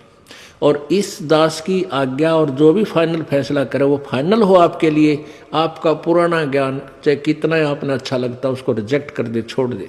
जिन बातों से गुरु दुख पावे उन बातों को दूर भगावे, उनको फेंक देते, कितना अच्छा लगता छोड़ दे उन सब चीजों को। अब जैसे शुगर के मरीज को अब मीठा तो अच्छा लग गया उसने, और डॉक्टर कहे भाई शुगर तो मरीज ये मीठा नहीं खाएगा, ना मिठाई ना चीनी, और वो फिर भी डॉक्टर की आज्ञा का पालन नहीं करता तो मरेगा फिर, और क्या इलाज है। तो चीनी मीठी तो लग रही है, इसमें कोई शक नहीं, मीठी भी है, लेकिन उसके लिए विष है। तो ऐसे ही भक्ति मार्ग में गुरु जी की आज्ञा का पालन ना करना विष के तुल्य है, आपकी भक्ति को नष्ट कर देता है। गुरु के सम्मुख वचन ना कहे, सो ससरनी गैणी सुख ले। गुरु जी के सामने एंड बैंड नहीं बोला, क्योंकि गुरु जी के सामने जैसे भगवान के पास जाना होता है ऐसे ही दृष्टिकोण से आना चाहिए। अपनी फरियाद करे, जो भी आदेश हो सिरोधार्य करे और चल पड़े, चाहे मन कुछ भी सोचता रहे, क्योंकि परमात्मा अंतर्यामी है, आपके सब दुखों से परिचित है, और वो आपकी जितनी श्रद्धा आपकी होगी उतना ही निवारण आपको साथ साथ रिजल्ट देते रहेंगे।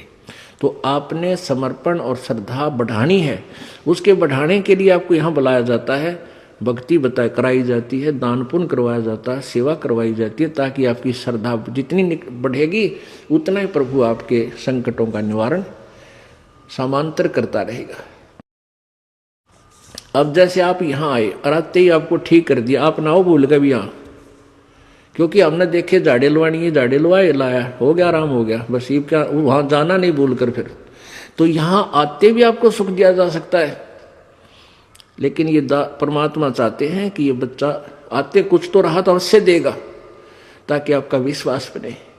और आप पर आज कलयुग में आगे हो इतने पाप है गिनती नहीं, एक सुख थोड़ा बहुत मालिक अपनी तरफ से अवश्य देता आपको, फिर 100 संकट और हैं अभी तो आपके ऊपर बैलेंस, वो भी निवारण करवाने हैं।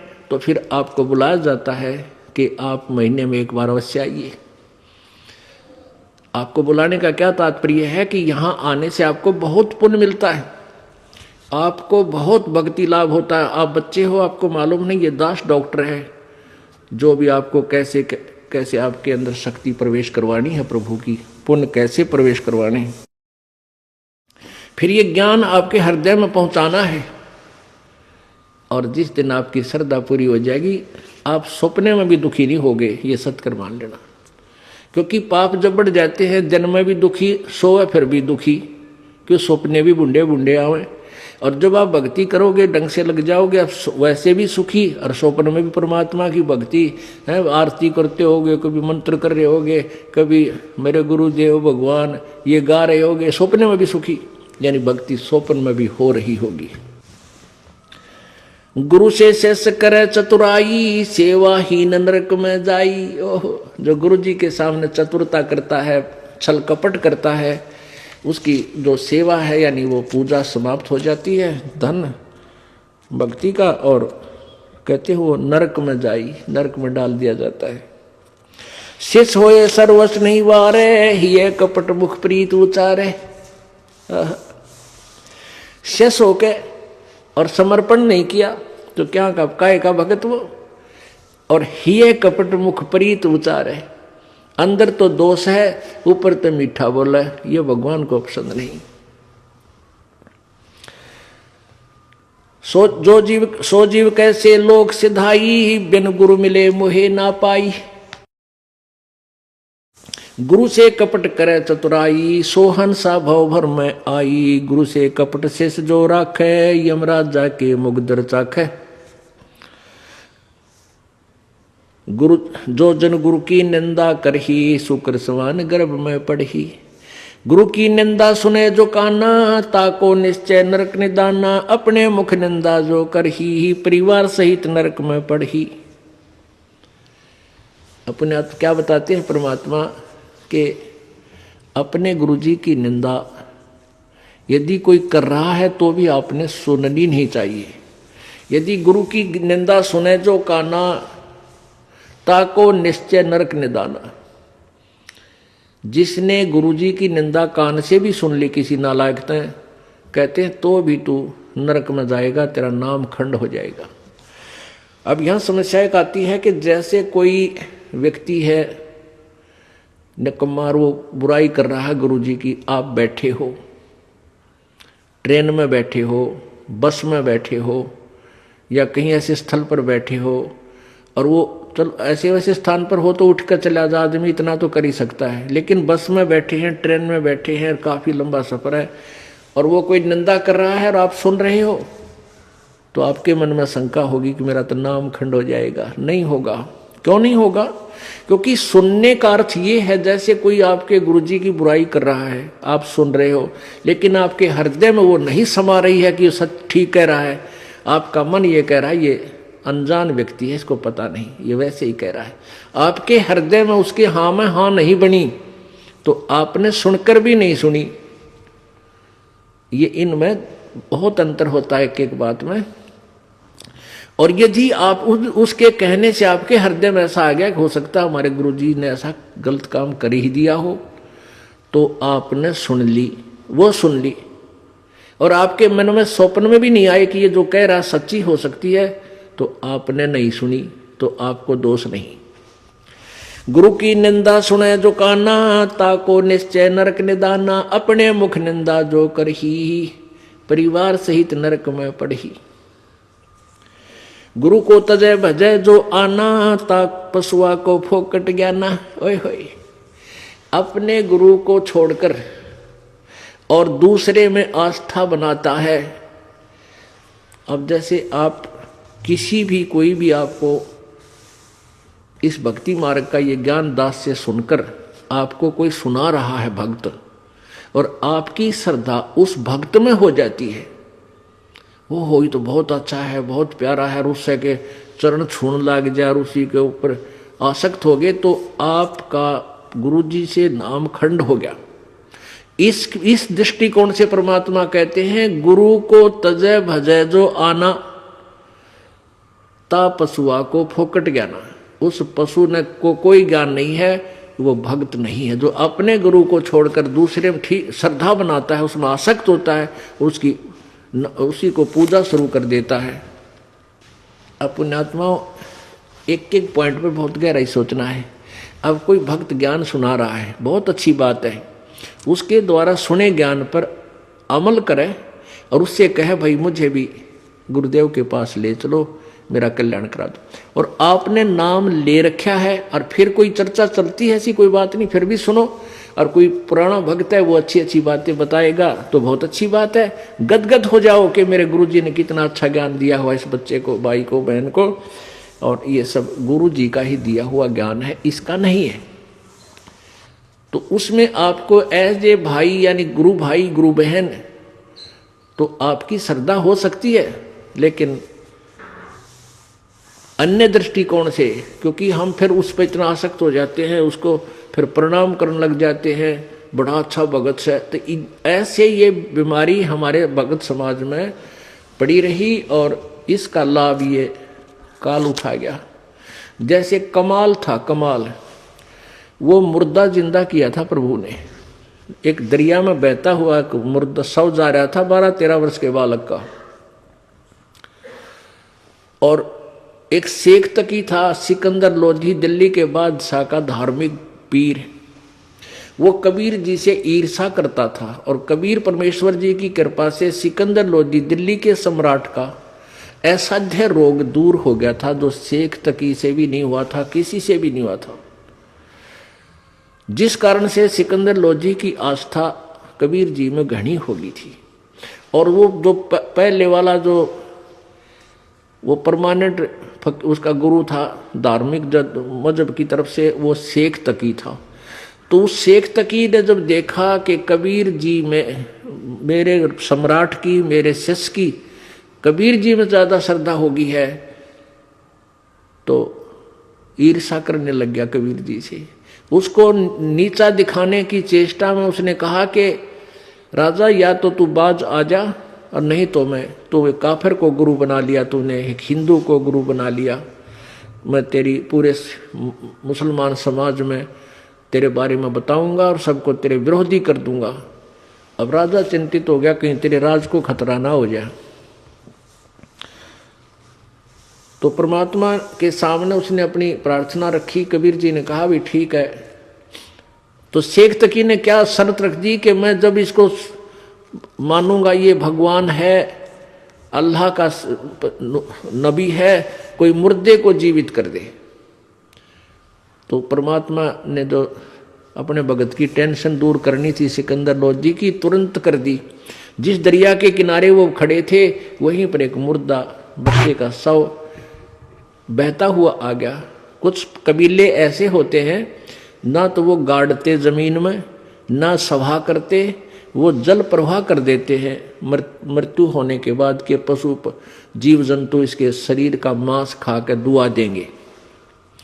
ऐसे सुसज्जित एक बना करके प्लेटफार्म सा, फ्लोट सा, एक घास फूस का जो तैरता रहे ऐसा बना देते हैं, बेड़ा सा, उसके ऊपर शव को लुटाकर और चलता कर देते। तो उसी समय वो लड़के का शव आ गया। परमेश्वर कबीर जी ने अपनी शक्ति से उसको जीवित कर दिया था। तो सभी ने कहा कमाल कर दिया, कमाल कर दिया। उसका नाम कमाल रख दिया और उस बच्चे को अपने साथ अपने बालक रूप में, शिष्य रूप में रख लिया। अब वो युवा बालक हो गया। कुछ दिनों के बाद 10-15 साल में 20-25 वर्ष की आयु का हो गया।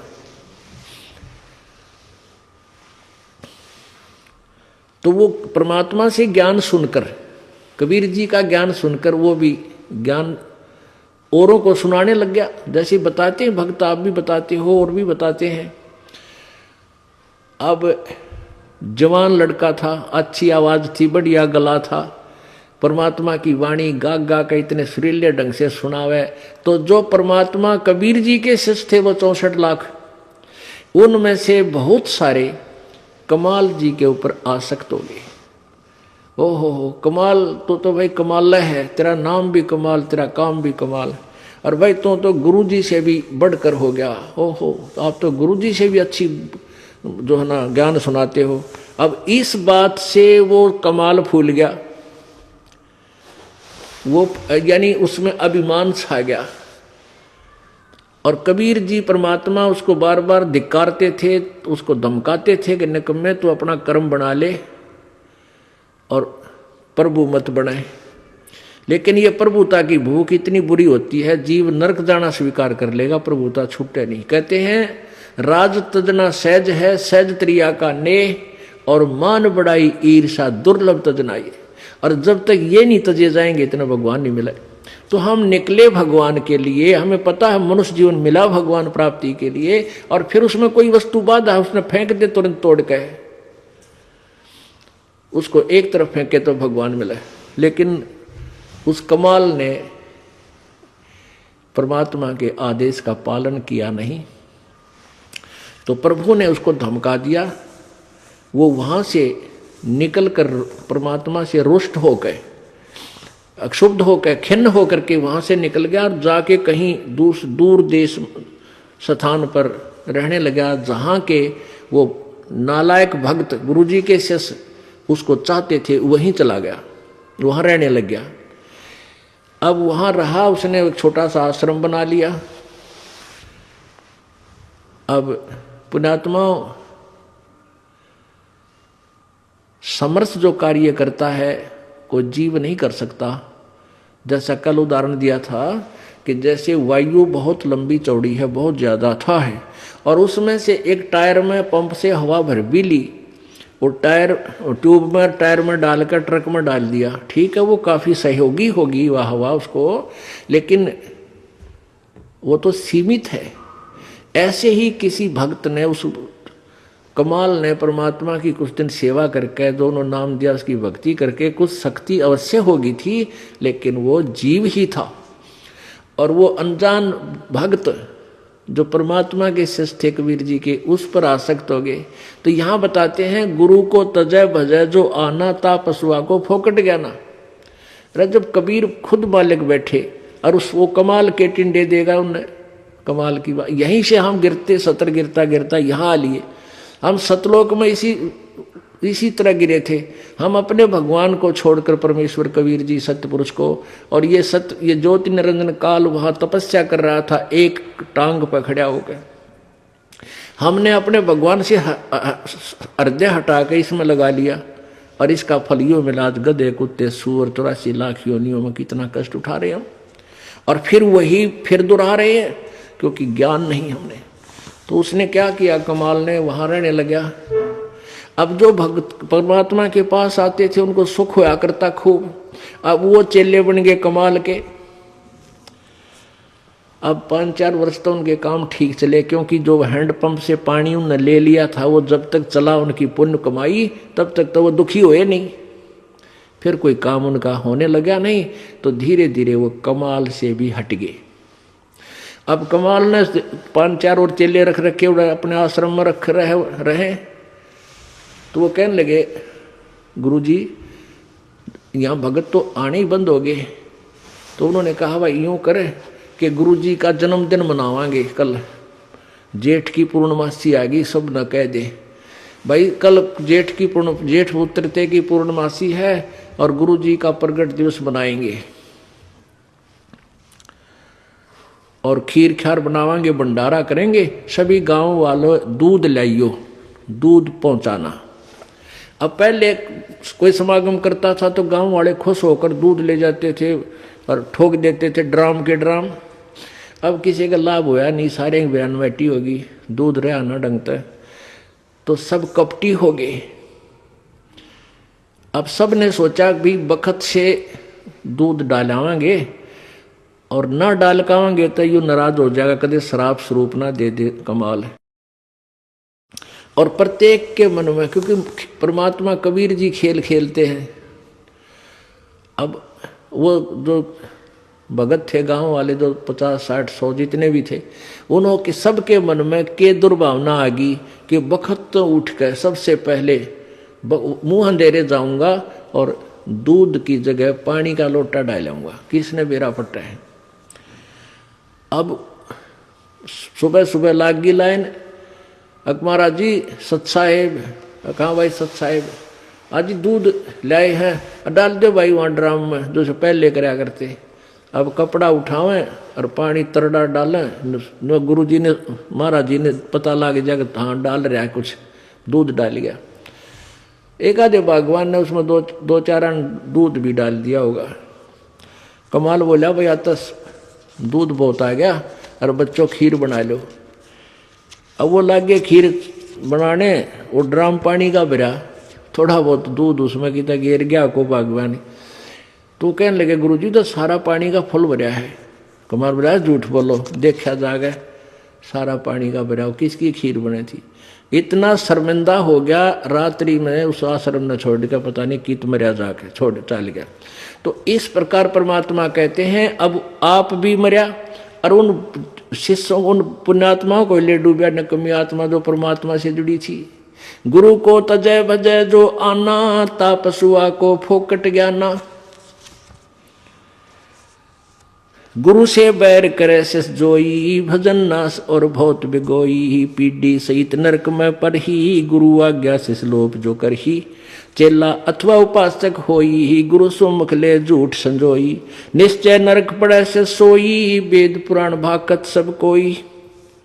सम्मुख गुरु की आज्ञा धारे, और पीछे ते सकल निवारे। एक सामने आकर के तो हाँ जी हाँ जी हाँ जी, और पीछे ते छोड़ देने कि इधर फिर देखेंगे। तो कहते हैं सम्मुख गुरु की आज्ञा धारे और पीछे ते सकल निवारे, यार सब ने रिजेक्ट कर बैठे। ऐसे नकली शिष्यों का उद्धार नहीं होता। सोच से घोर नरक में पड़ही, रुद्राद पीवे नहीं तरही। मुख पर वचन करे परवाना, घर पर जाए करे विज्ञाना। मुख पर तो सारी बात माने और घर पर जाकर चौधरी पाक अपने हिसाब से सेटिंग करो, ना नो नहीं ऐसे ठीक नहीं, गुरु ये ऐसे होना चाहिए। तो परमात्मा कहते हैं आप जीव हैं और जीव संज्ञा में ही रहना चाहिए आपने। परमात्मा की आज्ञा में कोई भी दोष नहीं निकालना चाहिए, फाइनल हो। अब गुरु जी की आज्ञा देगा आपको, हम क्या आज्ञा देते हैं भाई? बीड़ी मत पीना, शराब मत पीना, तम्बाकू मत पीना, बुराई ना करना, चोरी मत करियो, रिश्वत मत लेना, भगवान पर विश्वास रखना, भक्ति करना, आनुपाशा मत करना। और ये सारी ही ना करने की है और ये आज्ञा पालन करने की है। और ये भी नहीं करोगे फिर भगत कैसे? व्यर्थ। मुख पर वचन करे परमाना, घर पर जाए करे विज्ञाना, जहां जावे ता निंदा करही, सोच से घोर नरक में पड़ही। ऐसे शेष को ठाहर नाही, गुरु विमुक्त लोचत मन माही। वेद पुराण कहे सब साखी, साखी शब्द सब है यूं बाकी। मानुष जन्म पाए कर खोए है, सतगुरु विमुखा युग युग रोए। अब सतगुरु से विमुख होने वाला कहते हैं युग युग रोएगा। परमेश्वर आए थे सतगुरु रूप में, सन 1398 में प्रकट हुए थे बालक रूप में, और सन 1518 में वो परमात्मा 120 वर्ष रहकर सतगुरु की भूमिका करके सहस्रीत गए थे। तो उस समय जो हम 64 लाख के 64 लाख और परमात्मा से विमुख हो गए थे, हम सतगुरु से विमुख हो गए थे, और उनके विमुख होए हुए प्राणी युग युग रो रहे हैं। आज तक हम भटक रहे हैं, भरम रहे हैं, क्योंकि हमने परमात्मा को परमात्मा नहीं माना। क्यों नहीं माना? क्योंकि हम अशिक्षित थे। अशिक्षित होने के कारण हम उन गुरुओं की जो संस्कृत भाषा जानते थे, वेद पुराणों को पढ़ते थे, उन्हीं को हम विद्वान मानते थे। और वो कबीर परमात्मा जो हमें ज्ञान देते थे, और जो ज्ञान वो संस्कृत भाषा के जानने वाले गुरु बताते थे, ऋषि बताते थे, वो कबीर जी के विपरीत था। कबीर जी का ज्ञान उनके विपरीत था और शास्त्रों के अनुकूल था। अब वो शास्त्रों के ज्ञाता माने जाने वाले ऋषि और ब्राह्मण वो सदग्रंथों को समझ नहीं रहे थे, जिस कारण से उन्होंने एक पॉइंट सभी के हृदय में जचा दिया कि कबीर अशिक्षित है, ये अक्षर ज्ञान नहीं है इसको, इसलिए ये जो ज्ञान कह रहा है ये वेदों और गीता के विरुद्ध बोल रहा है।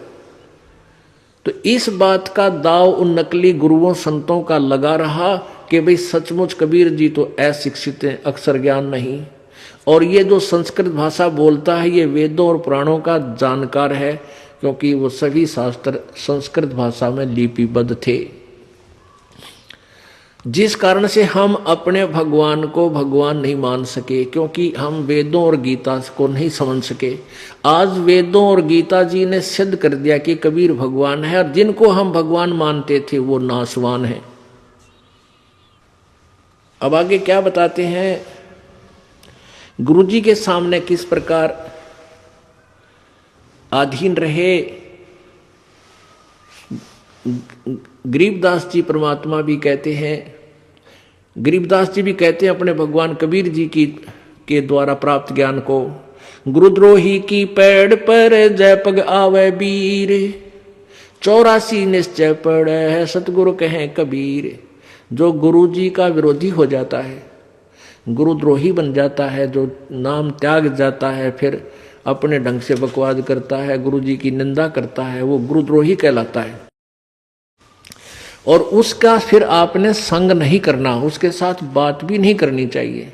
तो उसके विषय में बताते हैं, गुरुद्रोही की पैड़ पे जय पग आवे बीर, यानी उसके कदम में कदम नहीं मिलावे, पैड़ पे पैड़ रखना, उसका सहयोग संग नहीं करे, उसकी बातों की हाँ में हाँ नहीं मिलावे।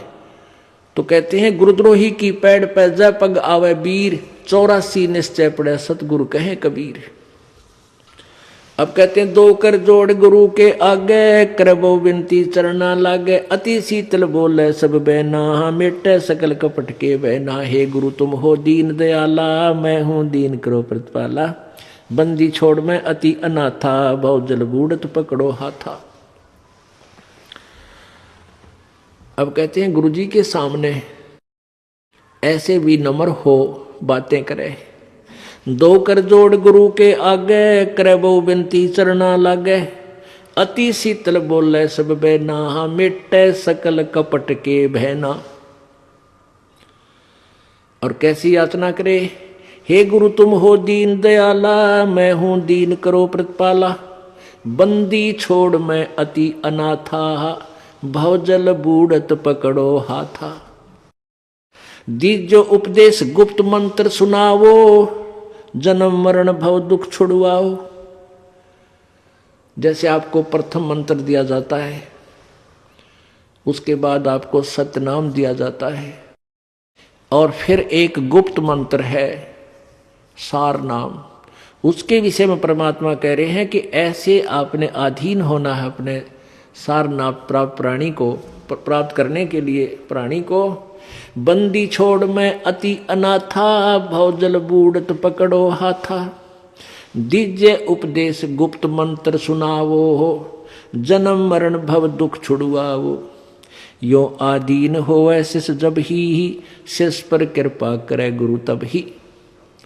कि गुरु के लिए भी संदेश दे रहे हैं जो अपना कृपा पात्र भेजते हैं प्रभु, कि जब इतना अधीन प्राणी हो ले तब गुरु उसको गुप्त मंत्र देवे जो सतगुरु है। वैसे नहीं देवे, वो व्यर्थ हो जाएगा, लाभ नहीं होगा।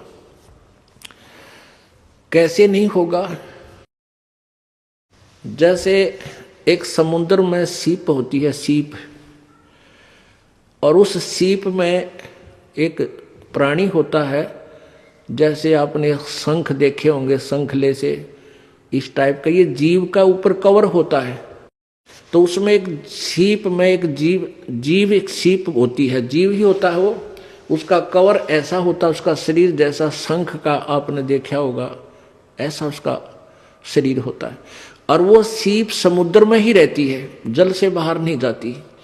और उसको जब प्यास लगती है वो जल के ऊपर आ जाती है समुद्र के, और आसमान से जब वर्षा हो रही हो, रजा हो प्रभु की, उस समय आसमान से वर्षा हो तो उस वर्षा के जल को वो मुख में ग्रहण कर लेती है, और उस आसमान से गिरे हुए जल से को प्राप्त करके मुंह बंद कर लेती है।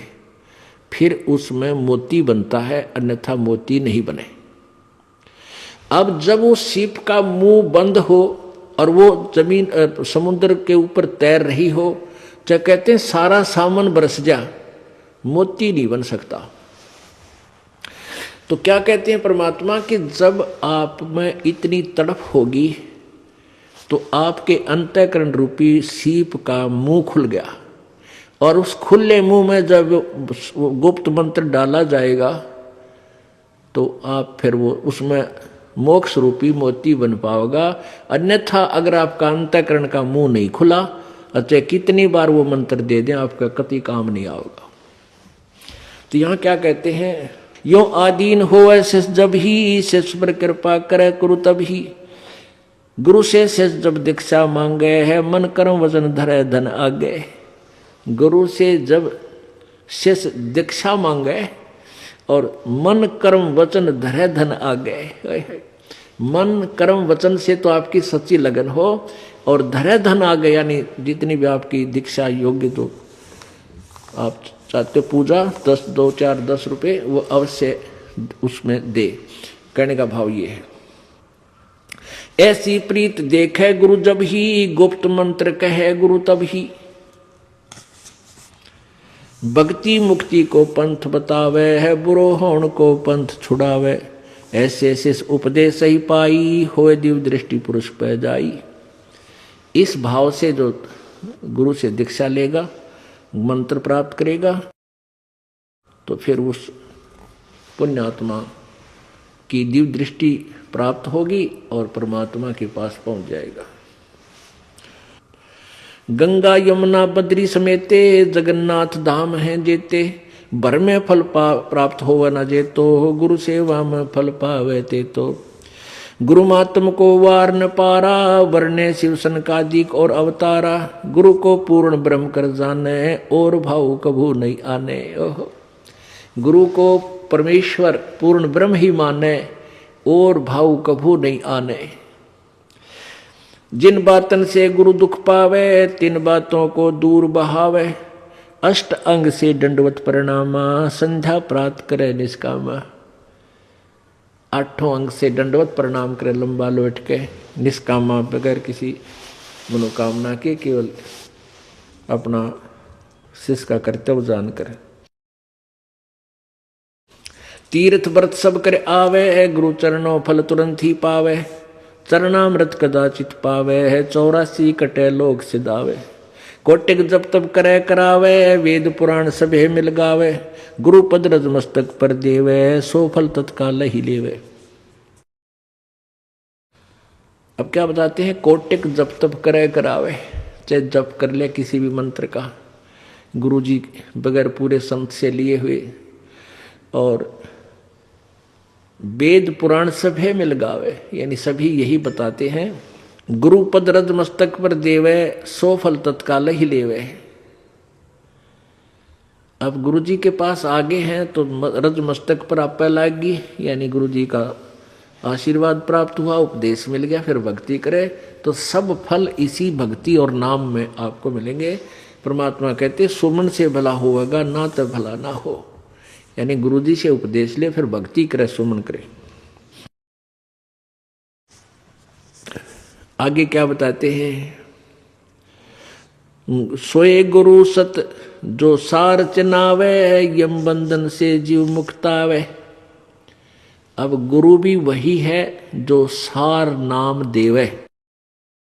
सोए गुरु सत जो सार चनावे, वही गुरु सच्चा है जो सार चनावे, यानी तत्व ज्ञान बतावे और सार शब्द तक देने का अधिकारी हो, और यम बंधन से जीव मुक्त आवे। गुरुपद सेवा बिरला कोई, जा पर कृपा साहिब की होई। कहते हैं गुरु की पद, पद माने पद्धति, पद्धति माने वे ऑफ वर्शिप, पूजा की विधि। जो सतगुरु पूजा की विधि बताता है, उसकी सेवा, उसकी पूजा, वो साधना वही व्यक्ति कर सकेगा जिस पर प्रभु राजी होगा। और प्रभु किस पर राजी होगा, मम भक्ता मत मम आत्म सोई, वाके हृदय रहूं समोई। अब परमात्मा किस पर प्रसन्न रहेगा कि गुरु भक्ता मम आत्म सोई, गुरु का भक्त वो मेरी आत्मा है, और उसके हृदय में मैं वहाँ विद्यमान रहूँगा। परमात्मा अच्छे, परमात्मा की शक्ति से वहाँ हमारे अंदर प्रवेश रहेगी। तो जैसे सूर्य एक स्थान पर है, और जैसे हमने आजकल ये सूर्य ऊर्जा के, सौर ऊर्जा के यंत्र ला रखे हैं, वो छत पर लगा दिए जाते हैं, उससे सूर्य से गर्मी ग्रहण करता है, और नीचे पानी उबाल रहा है, चाय बना रहा है, दूध बना रहा है। तो वो सूर्य की जो शक्ति उसमें आई, उसने संग्रह किया, वो उसमें वो आने का रास्ता है, और वो डिफेक्ट हो गया तो फिर सूर्य वहीं है, कोई काम नहीं करेगा। ऐसे ही कहते हैं जब तक तू गुरुजी का भक्त बना रहेगा तो मैं आपके हृदय में, अर्थात मेरी शक्ति तेरे अंदर काम करती रहेगी। तो यह कहते हैं गुरुपद सेवै बिरला कोई, जापै कृपा साहिब की होई। क्योंकि काल डगमग कर ले जाता है, और गुरुजी के पद, गुरुजी की पूजा, गुरुजी द्वारा बताएगी भक्ति विधि, वो पद बोलते हैं इसको। कोई बिरला ही इसको करेगा जिस पर कृपा मालिक की होगी। आप देख लो, अरबों खरबों मनुष्य हैं इस पृथ्वी पर, अरबों खरबों मानव हैं, उनमें से कितनी पुण्यात्मा है जो भगवान के इस यथार्थ मार्ग को स्वीकार किए हुए। परमात्मा इसी विषय में कह रहे हैं, गुरुपद सेवै बिरला कोई, जापै कृपा साहिब की होई। गुरु महिमा सुखदेव जो पाई, चढ़वी मान बैकुंठा जाई। गुरु बिन वेद पढ़े जो प्राणी, समझे न सार रहे अज्ञानी। अब जैसे कहते हैं गुरु गुरु में भेद है, गुरु गुरु में भाव, सोए गुरु सराइये जो सार शब्द लखावे दाव। अब जैसे सुखदेव जैसों ने भी गुरु बनाए, राजा जनक को गुरु बनाया। राजा जनक केवल स्वर्ग तक जाने पहुंचाने वाले ही टिकट बना सकता था, और वो सुखदेव ऋषि ने बनवा ली, स्वर्ग तक चला गया, वो भी गुरु के बिना नहीं जा सका। पहले ये स्वयं पूर्व जन्म की सिद्धि थे, पूर्व जन्म की कमाई भक्ति से। वैसे स्वर्ग भी जाता था, लेकिन स्थायी स्थान नहीं मिलता था वहां पर। इसको वापस भेज दिया गया कि यहाँ आने का तो अधिकारी नहीं है विष्णु लोक में। फिर इसको बताया गया कि तू गुरु बना और गुरु के आदेश से भक्ति कर, फिर तू मेरे पास स्वर्ग में तुझे स्थान मिलेगा। क्या बताते हैं, गर्भ योगेश्वर गुरु बिना लाग्या हर की सेव, कह कबीर बैकुंठ से वो फेर दिया सुख देव। राजा जनक गुरु कियो फिर कीने हर की सेव, कह कबीर बैकुंठ में उल्ट मिले सुख देव। अब जैसे यहां तक की भक्ति जो आपने स्वर्ग ब्रह्म लोक तक की भी करनी है, तो भी इनके गुरु ही बनाने पड़ते हैं। तो इन गुरु गुरु में भेद है, गुरु गुरु में भाव। एक तो प्राइमरी का टीचर अध्यापक 5वीं कक्षा तक पढ़ावे, एक 10वीं तक का टीचर है, एक लेक्चरार है। तो कहते हैं गुरु गुरु में अंतर है। तो कबीर परमात्मा सतगुरु है। गुरु बिन वेद पढ़े जो प्राणी, समझे न सार रहे अज्ञानी। अपन्यात्माओं, अभी तक वेदों को सत्य मानने वाले, वेदों के ऊपर आश्रित ये ऋषि महर्षि ब्रह्मा विष्णु महेश तक भी वेदों को नहीं समझ सके। और कबीर परमेश्वर ने आकर के इन वेदों का ज्ञान अपनी सिंपल लैंग्वेज में पहले ही दे रखा था। अब इस दास पे कृपा करी, उन वेदों को देखा, गीता जी को देखा, तो परमात्मा की वाणी में जो पहले ज्ञान लिखा था वो वेदों और गीता से मेल खाता है। और उसके विपरीत जो अन्य ऋषि महर्षि वेदों के आधार पर जो अपने अनुभव की पुस्तकें लिखे हुए हैं, उन्होंने ज्ञान बताया है, वो सारा वेदों के विपरीत है। तो इस विषय में परमात्मा आप ही बता रहे हैं कि गुरु बिन वेद पढ़े जो प्राणी, और समझे ना सार रहे अज्ञानी। पुणात्माओं, आज का सत्संग कहां से प्रारंभ हुआ था? सतगुरु गुरु गुरु गोविंद दोनों खड़े, किसके लागू पाए। बलिहारी गुरु अपना, जिन गोविंद दियो मिलाए। फिर परमात्मा कहते हैं, जय इब कै सतगुरु मिले। इतना ज्ञान समझ में आने के बाद प्राणी को प्रेरणा हो जाती है, जय इब कै सतगुरु मिले, सब दुख आँखों रोए। चरणों ऊपर शीस धरूं, कहूं जो कैडी होए। कबीर गुरु जी मिलेंगे, कबीर साईं मिलेंगे, पूछेंगे कुशलात, आद अंत की सब कहूं अपने दिल की बात। अब गुरु जी के सामने आप जाते हो, आपके हृदय में जैसी भी भावना, जो प्रेरणा होती है, वो अंतर्यामी परमात्मा यानी प्रभु सब समझ जाता है। परमात्मा ने ये एक कंप्यूटर रखा हुआ अपना शुद्ध करके, और उस परमात्मा के पास इसके माध्यम से सब आपकी भावनाएं ऑटोमेटिक चली जाती हैं। जो तुम सोचकर आते हो, जो आप प्रेरणा ले रहे हो, क्योंकि वहीं से सिमरण करने लगते हो, लाइन में लगते ही ऐसे कहूंगा ऐसे कहूंगा, और वहां आकर आप कुछ कह पाते हो, कुछ नहीं कह पाते हो। लेकिन उसके कंप्यूटर में आपकी वो सारी जा चुकी है इस दास के माध्यम से। तो इस प्रकार परमात्मा कहते हैं कि तुम जाकर के गुरु के चरणों में शीश रखते हो, आपकी आत्मा गदगद हो जाती है। आपके अंदर की जो भी फीड था वो मैटर मालिक के पास पहुंच गया, वो अंतर्यामी है। आप क्या चाहते हो, आपको क्या कष्ट है। तो यहां परमात्मा कह रहे हैं कि कबीर साईं मिलेंगे, पूछेंगे कुशलात, आदि अंत की सब कहूं अपने दिल की बात। तो आपने मुख्य तौर पर क्या कहना है कि गुरु जी तुम ना भूलियो, चाहे लाख लोग मिल जाए। ये परमात्मा हमसे दृष्टि मत हटाना, चाहे आपके लाखों से सो जाए। आपको तो हमारे जैसे बहुत मिल जाएंगे शिष्य, लेकिन आप जैसे सतगुरु हमको नहीं मिल सकते। गुरु जी तुम ना भूलियो, चाहे लाख लोग मिल जाए, हमसे तुमको बहुत है पर तुमसे हमको नहीं। बोलो सतगुरुदेव। परमपिता परमात्मा सारी सृष्टि के रचनहार कुल मालिक कबीर देव कबीर साहब, कबीर अग्नि कबीर अमितोजा,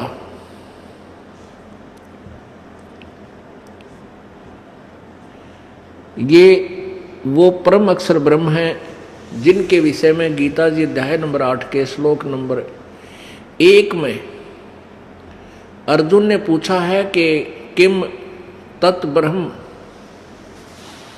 तत्ब्रह्म कौन है।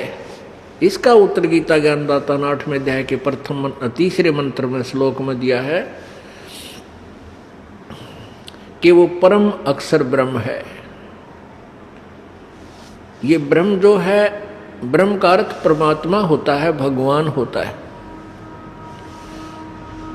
अब 3 ब्रह्म 3 परमात्मा पवित्र गीता जी अध्याय नंबर 15 के श्लोक नंबर 16-17 में प्रमाणित है। 2 पुरुष, एक सरपुरुष एक अक्षर पुरुष। सर ब्रह्म कहो सर ब्रह्म कहो, अक्षर ब्रह्म कहो, सर पुरुष कहो, अक्षर पुरुष कहो, एक ही बात है। पुरुष माने भी परमात्मा प्रभु, और ब्रह्म का अर्थ भी भगवान होता है। अब इसलिए ब्रह्म, परब्रह्म और पूर्ण ब्रह्म, परम अक्षर ब्रह्म इसलिए कहा गया कि ये नकली भगवान भी हैं। ये नासवान भी अपने आप को ब्रह्म सिद्ध किए बैठे हैं, अपने आप को भगवान कहलाते हैं। वैसे भगवान का अर्थ होता स्वामी। भगवान का यानी राम का, प्रभु का अर्थ होता है स्वामी। 7 संख ब्रह्मांड, 21 ब्रह्मांड का राम है, ब्रह्म है, स्वामी है, ज्योति निरंजन काल जिसे ब्रह्म बोलते हैं। क्योंकि ये 21 ब्रह्मांड का मालिक है, इसलिए ये भी ब्रह्म यानी परमात्मा भगवान कहलाता है। और 7 संख ब्रह्मांड का स्वामी है अक्षर पुरुष, ये भी परब्रह्म कहलाता है, ब्रह्म से दूसरा भगवान। और असंख्य ब्रह्मांड का जो स्वामी है, overall controller, overall almighty, overall controller, वो परम अक्षर ब्रह्म है। इस प्रकार ये 3 परमात्मा है। तो परम अक्षर ब्रह्म जो कुल मालिक है वो कबीर देव है। ये वही परमात्मा है जो बनारस में एक दुलाहे की भूमिका और एक कवि की भूमिका, एक तत्वदर्शी संत की भूमिका करके अपना कार्य संपन्न करके सशरीर चले गए थे।